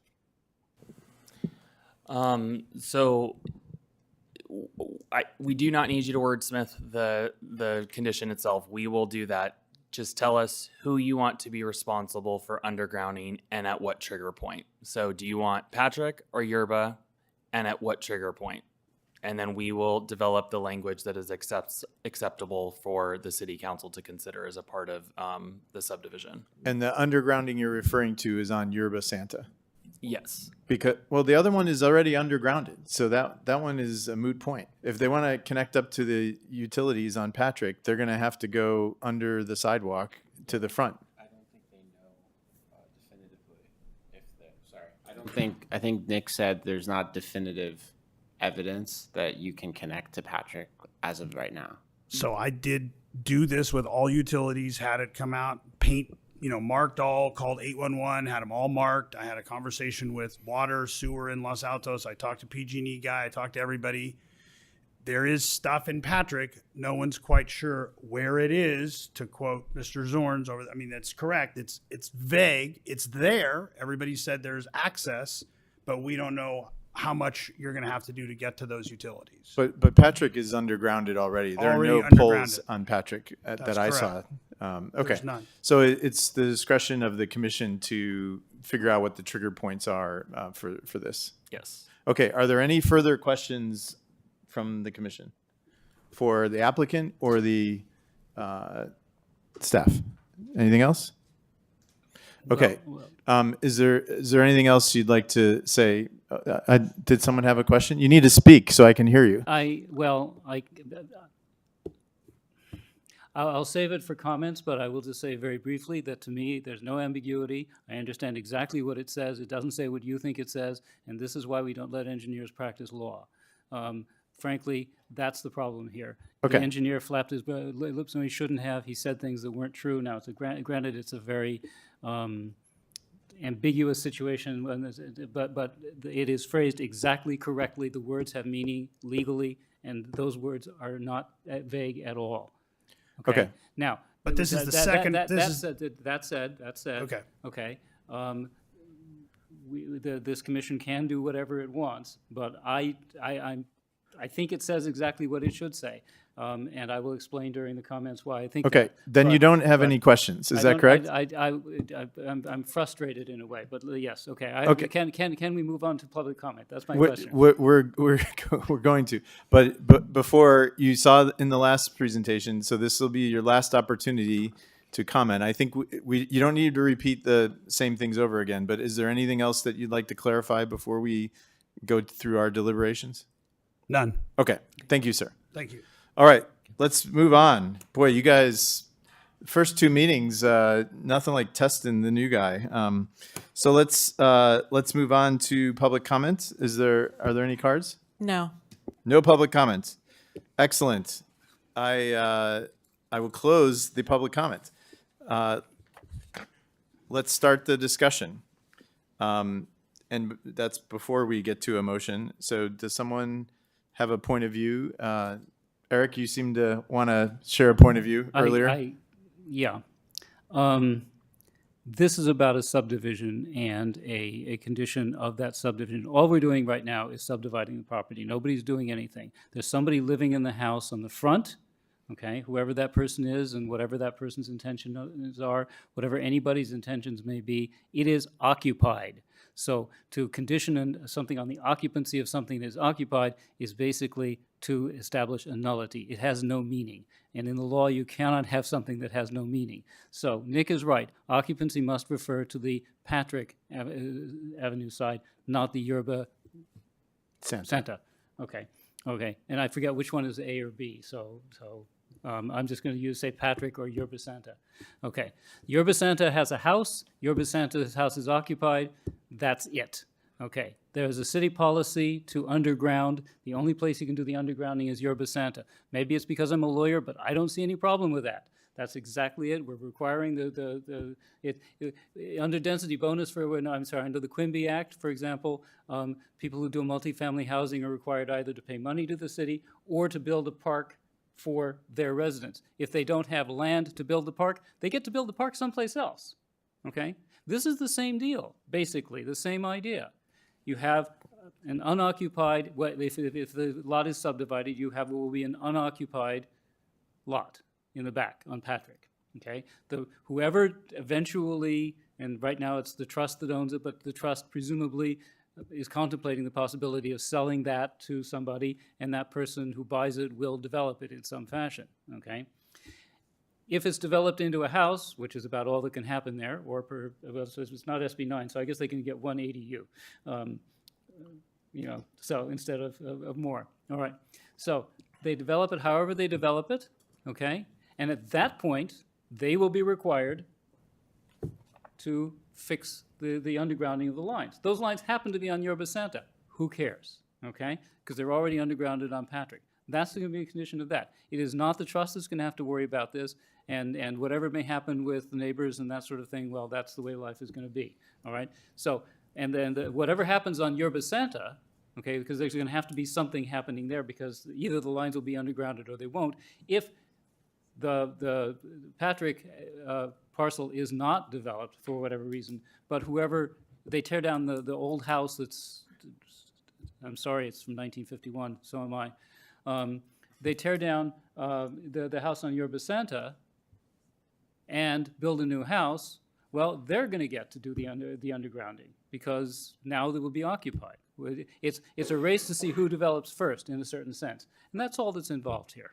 Okay, so I think that it's a very unusual kind of lot. It's a very unusual kind of situation, but it's not a very unusual circumstance in terms of the rules. So we're sort of creating a problem that doesn't exist, if you will, and dealing with this. So that's my thought about that. Eric, just to clarify, so you're saying that if there's a new development on either parcel, or if there's not a new development on the existing parcel, either way, there needs to be undergrounding on Yerba Santa. If that's a condition, Okay. if that's the condition wanted that's to make stated, sure. if that's the condition that's stated, because Patrick cannot be undergrounded, it already is. Okay. Yeah. So Yerba Santa, because this starts as one parcel, now becomes two. The relevant parcel, street frontage, if you will, is on Yerba Santa. So that's where they would have, and then they would have to do that for the good of the city because that's the nature of the regulation. Okay, I agree Okay. with what Eric said. Yeah, so No that could go. So comments? I think that, in a sense, we're arguing about where to arrange the decks on the chairs on the deck of the Titanic. This is not a discussion that has to be had tonight. I think it's stated as clearly as it can. Again, I'm sorry, engineers are not qualified to talk about the law, and I'm not qualified to talk about engineering. So we'll agree to keep our domains separate on that. But to lawyers, particular words have particular meanings, and occupancy has a meaning, and that has to be taken that way. So Okay. I think whether we subdivide the thing or not, and I don't see any reason why we shouldn't do it, that's a simple thing. And I think that there's no need to clarify the language because it is clear. Not to the gentleman who spoke, but it is clear. Okay. And I don't know, you should refer to someone's house as the Titanic, but. No, I wasn't. I said no, not the house. Okay. No, not the house. I wasn't referring Kate. to that. I just am very respectful of things that date back to 1951. Okay. I disagree with what you've said, Eric. To me, this is a step-by-step process. Step one, you subdivide the lot. And now you have two distinct lots that are unrelated. One is on Patrick and one is on Yerba Santa. And if you live on Patrick, you connect to what's on Patrick. Your utilities would connect to what's on Patrick. And if you're on Yerba Santa, you connect to what is on Yerba Santa. And because of the poles and the above ground power lines, you're going to have the same requirement that anyone on Yerba Santa would have, which is you'd have to pay to underground the utilities. So I think if you take it step by step, step one is you subdivide the lot, and now they're two distinct lots. They have no connection. So I don't agree. I agree with what the applicant is saying. And I think we could solve this problem by either removing condition 9, just remove it, because undergrounding utilities should have nothing to do with a lot split, in my opinion. It has everything to do with a project and final occupancy, but that's not what we're talking about. We're talking about a simple lot split. It has nothing to do with, there's no application to build anything on that lot. So I don't really understand why condition 9 even has to be there. But if it does, then I would say that we rewrite condition 9 or direct staff to rewrite condition 9 to say prior to final occupancy for any development of 50% or more on Yerba Santa, you know, and then the rest can read as follows. So that's my comment. All right, I'm going to turn to my left. Any other comments over here? Well, I have no idea what Eric said after that dissertation, but I do agree with, sorry, Eric. Wow. Well, Kate, I I'm agree going to with- respond. Kate, I agree with you. Let's make it really simple. It's a lot split, and 9 should go because when the site is redeveloped on Yerba Santa, then new requirements will take effect. So I say my motion will be eliminate 9 entirely. It's got nothing to do with the lot split. So you're in alignment with Kate? Yes. Okay, thank you. Okay, I'm in alignment with Eric. I understand what you two are saying, but I don't think it is simply a lot split. I think, as was explained to us, there are regulations and guidelines that we have in place that in a situation like this kind of provision is appropriate. And so I'm in favor of leaving it as is, now that I have a better understanding of how it actually works. So what you and Eric are, and I think Maris as well, are saying is that if we do the lot split, Yes. then what happens with the undergrounding? The undergrounding occurs when there is some triggering thing on either parcel A or parcel B. So even if someone on Patrick, because they did not contribute to the Patrick undergrounding as a parcel there, they would have to then underground on Yerba Santa, because that was one. They underground on Yerba Santa, but they connect on Patrick. They may or may not connect on Patrick. I can't speak to how the lines work there. And so would that be a condition of the new lot that is facing Patrick, that they would be responsible for the undergrounding on Yerba Santa? Could be. Yeah? Yeah. Okay. All right. This is, this, Explain that again. What did you just say? what did I say? Well, I was asking them. I believe, do you want to take Yeah, a I'll take a stab crack at it. What it's saying is no undergrounding has to occur today as part of the lot, as to do the lot split. On either one of the On parcels. either one, but if either A or B is developed, that is a triggering event. Is that a proper way to kind of think about it? A triggering event to require the undergrounding, which is specified in the But that comment goes comes down. without saying, because No, that's it part of the doesn't, law. because if someone redevelops Patrick, under current rules, they would probably have no obligation to do any undergrounding on Yerba Santa. Well, you have two different, you've got a buyer, the property sells, and you've got a buyer on Patrick who's got nothing to do with But Yerba he- Santa. but it did historically, and so I think that's a compelling argument why this should be required. Isn't that like a double penalty, though? I mean, imagine someone buys the Patrick lot. They have to pay something to connect to the Patrick And side. Kate, that's all factored into the price and the value of the Patrick lot. So to me, that is just a cost of developing it. You're building something, you say, okay, I'm gonna have to do this. The price of the value of this property then goes down by some commensurate amount. To me, that is perfectly reasonable, given the historical context of this was a single lot. But also we But don't. you may view it differently, But so. also, we don't know. We're just assuming that the Yerba Santa is going to stay as is forever and that they're going to sell. That's why I asked what their plans are. So if they had definitive plans that they said we're never going to sell Yerba Santa, then yeah, we could talk about only Patrick. But we don't know if a developer is going to buy the whole lot and put 2 homes and 2 ADUs, and then all of a sudden, because of what we're saying now, they don't have to underground the Yerba Santa side. So there's so many what ifs that we have to be prepared, which is why Eric's solution, I think, is going to give us a better solution in the long run. But if they redevelop any part of Yerba Santa, they would have to underground. Yeah. So why is that not good enough? Well, let me answer that. Go ahead. Under property law, a condition runs with the land. And that's the point here. We cannot establish the requirement to underground the lines anywhere unless it is attached to the ownership and control of the land.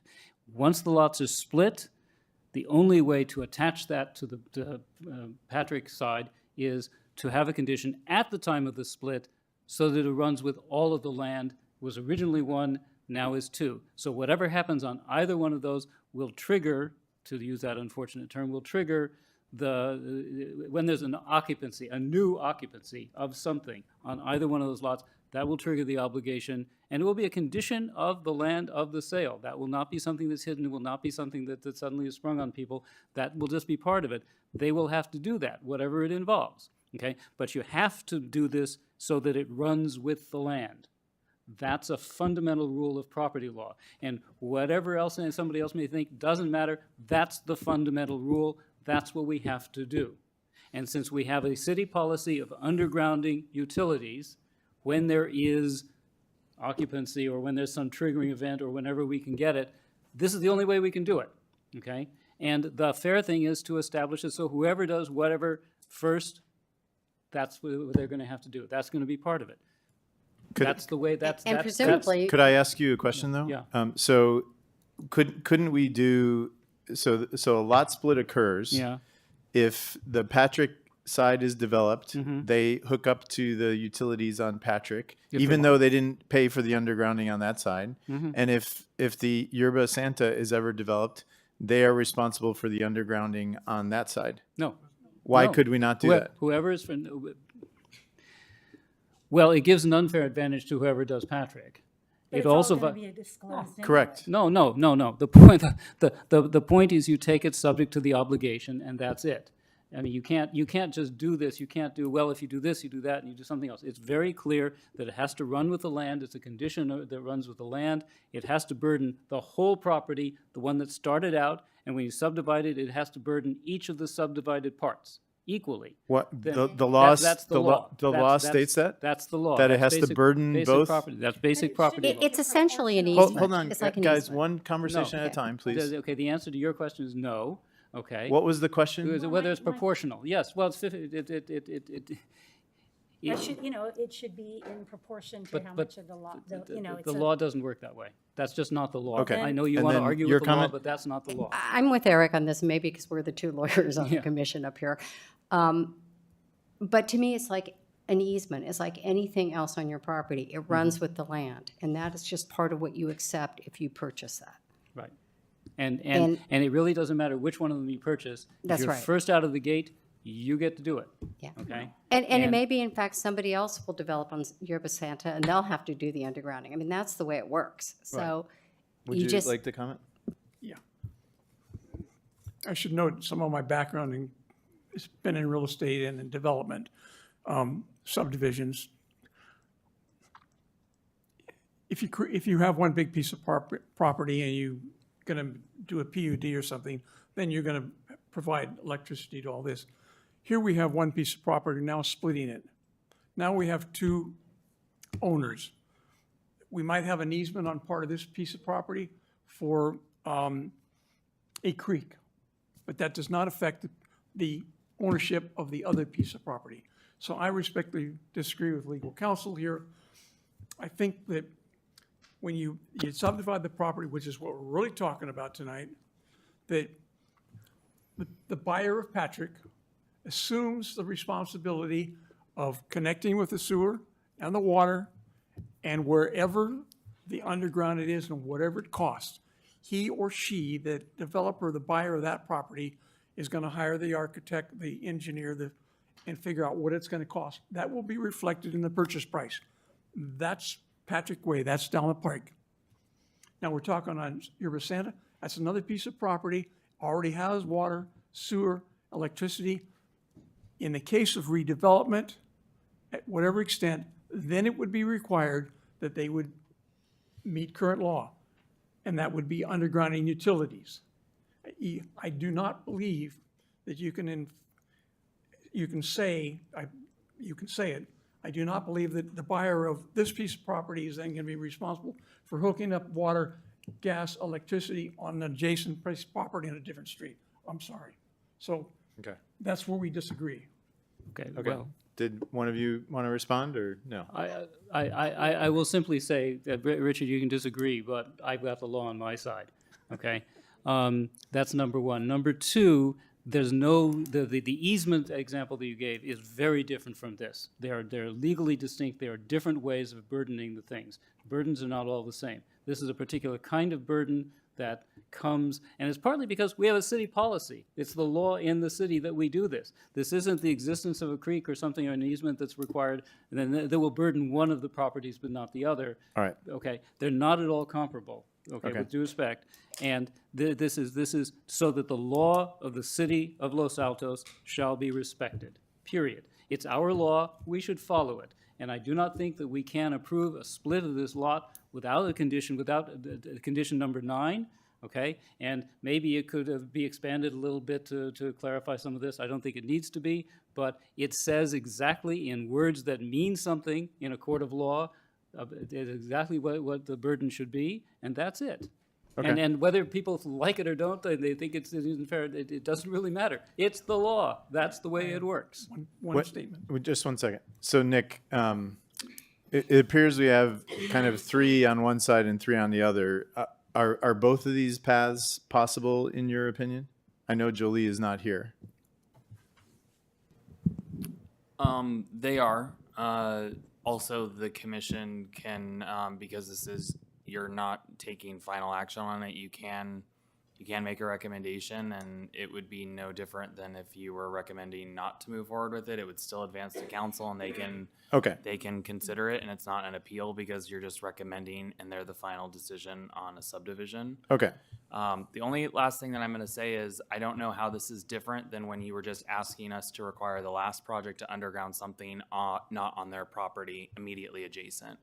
So it's kind of now we're inversing the argument. To flip everyone on their own is that everyone wanted to underground it for them with the prior project.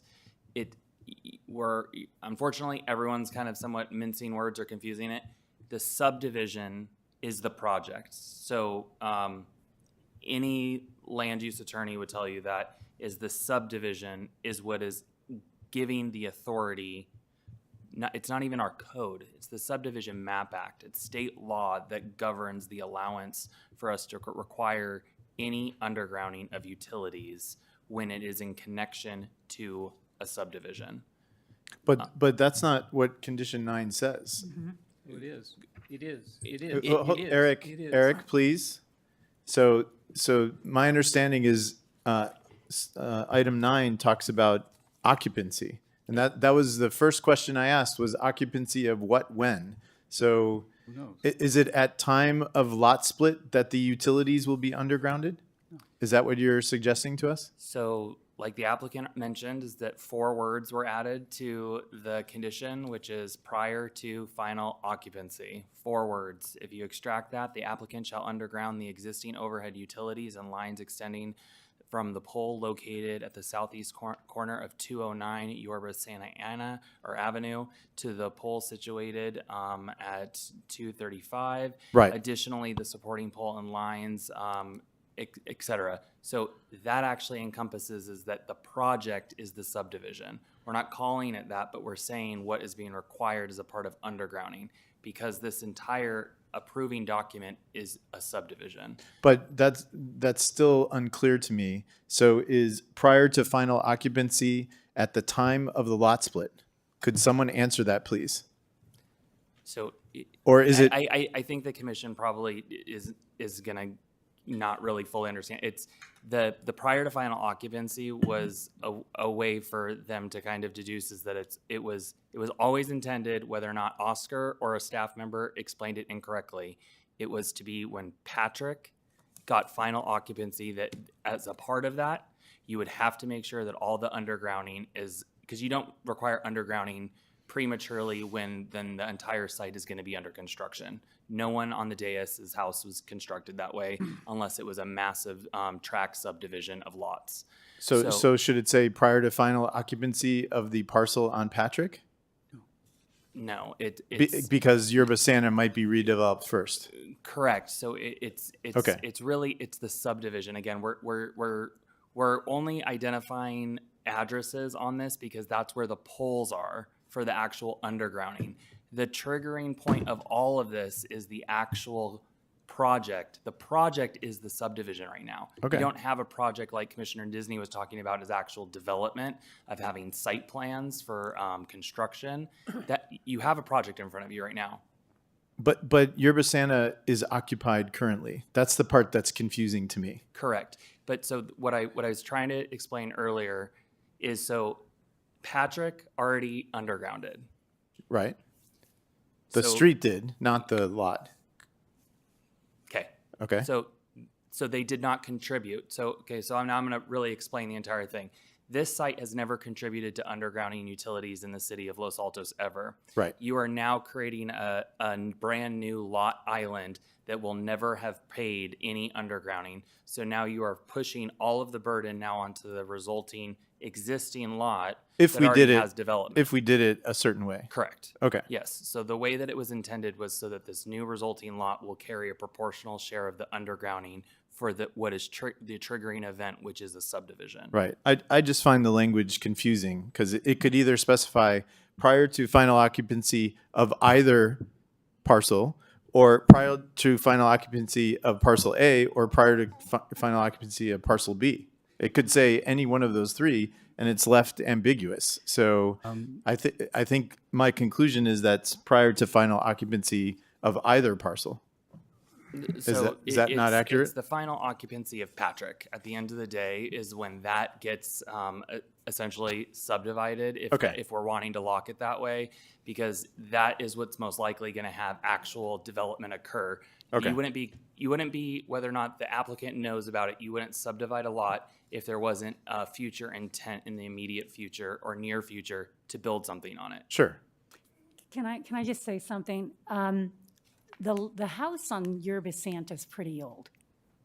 I think it's an original farmhouse.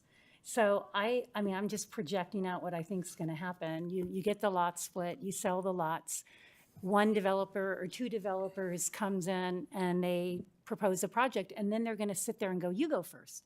No, you go first. You go first." I don't want to have the final occupancy fall on me. You finish. And so then how do they work that out, right? They're sitting there like, I want you to develop so that I don't have to pay for this. So I really don't have a problem with forcing the future developer to have to underground. But it seems to me like the cost should be shared, that it shouldn't fall to just one, whoever happens to be out of the gate first. That's where I struggle with this condition. So I have one more question for staff. Why did you add those 4 words? What was the intent? Was that to delay the undergrounding? Well, yeah, we're trying to tie it to the development the future development that may occur at the site. On which parcel? Well, the intention was, of course, Patrick. I mean, because it's unlikely that future development will occur earlier at the Yerba Santa site. Okay.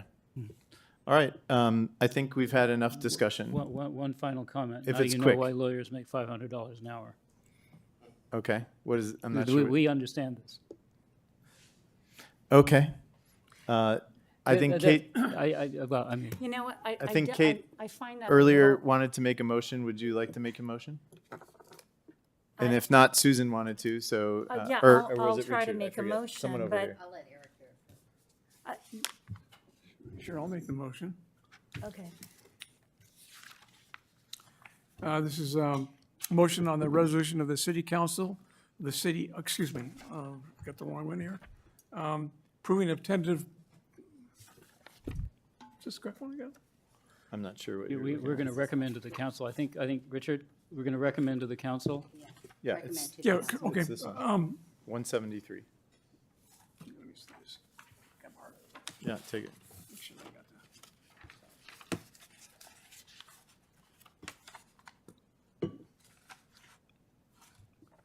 Okay, a resolution of the city council of the city of Los Altos approving the tentative parcel map to subdivide one lot into 2 lots at 235 Yerba Buena Avenue. And can I, at this point, put in the fact that deleting number 9 from the conditions? No. Well, Okay, you could, Okay. and Eric, please. I'm No, sorry. you know, actually, I would like to second the motion, but then offer a friendly amendment. there's correct It's up to procedure. it's up to you. Yes, So Okay, so one of the things that Nick Zorn said is we could direct this, we have two options. We could just punt this to the city council because we are just recommending this and let them dig into this. Okay, so that's one option as a friendly amendment. Another would. Friendly amendment to what? The Not, motion that We're Richard just. well, we're either approving the resolution, that the resolution go forward to council or not. So I'm not sure what you would be recommending. Okay, so. No action? No, the friendly amendment would be that we take out, well, you removed 9. He removed 9. And then they could put it back in, I suppose. Or my friend, okay, I'm going to make my one friendly amendment. Please do. Okay, so that we put 9 back in, but it reads as follows. Prior to final occupancy for any new development on Yerba Santa of 50% or more, the applicant shall underground the existing overhead utilities. And then it would read as follows. So that's my friendly amendment. Do you accept her friendly No. amendment? Okay. So would you like the second as he originally stated? Yes, I will second that. Okay. We have a, Yes. we have a motion and we have a second. Would anyone like to offer any friendly amendments or a substitute motion? I'm going to move as a substitute motion that we approve that we recommend to the council that they approve the conditional use permit to allow, no, I'm sorry, reading the wrong thing. They approve the tentative parcel map to subdivide the one lot into 2 lots, including the conditions that are stated in the staff report, and that the project, find the project is categorically exempt from CEQA under section 15315. I'll second that. Okay, so we have a substitute motion by Commissioner Steinle with a second by Commissioner Mensinger.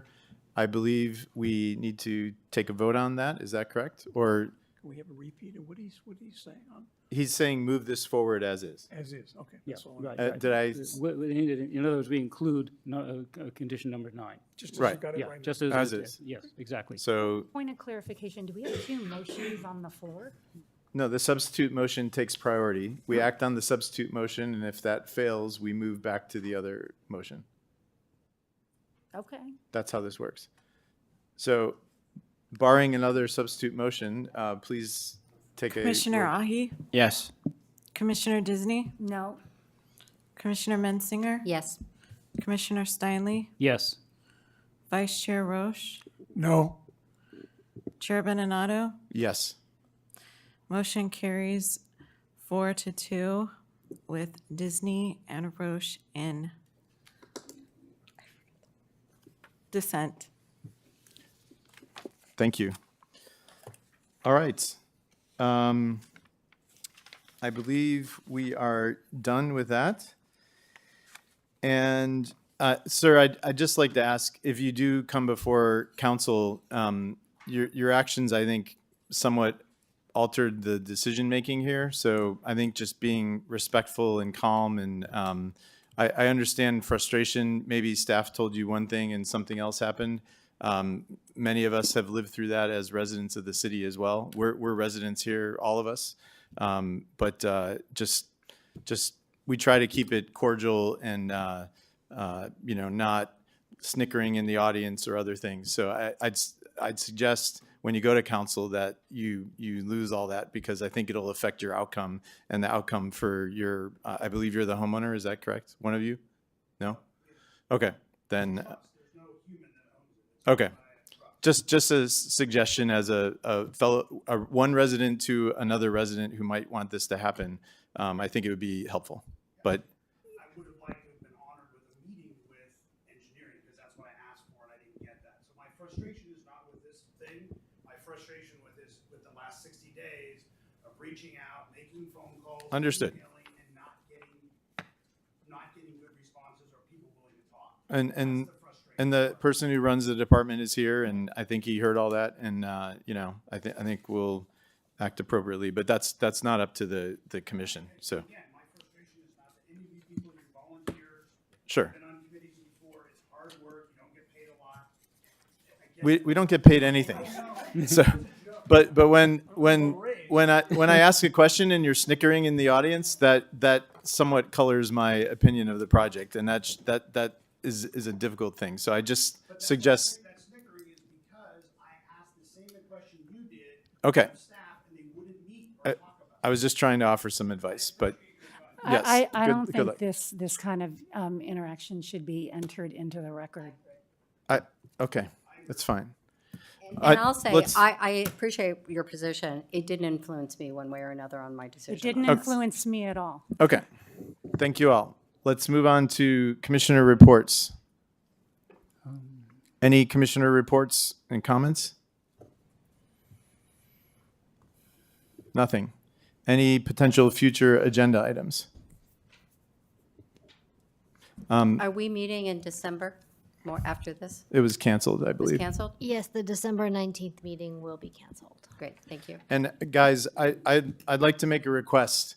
This meeting was very difficult for me because many of you kept speaking when you were not recognized. And I'm not trying to be a jerk. I'm just trying to make sure there's flow. I try very hard to give you the floor when the time comes, but when I have someone on this side saying something out of order and someone on this side, it makes it very difficult. I think, especially for those of you who run these meetings, I think you know that. So let's all try to wait till we're recognized to shout something out. And if you disagree, you will have the floor and be able to do that.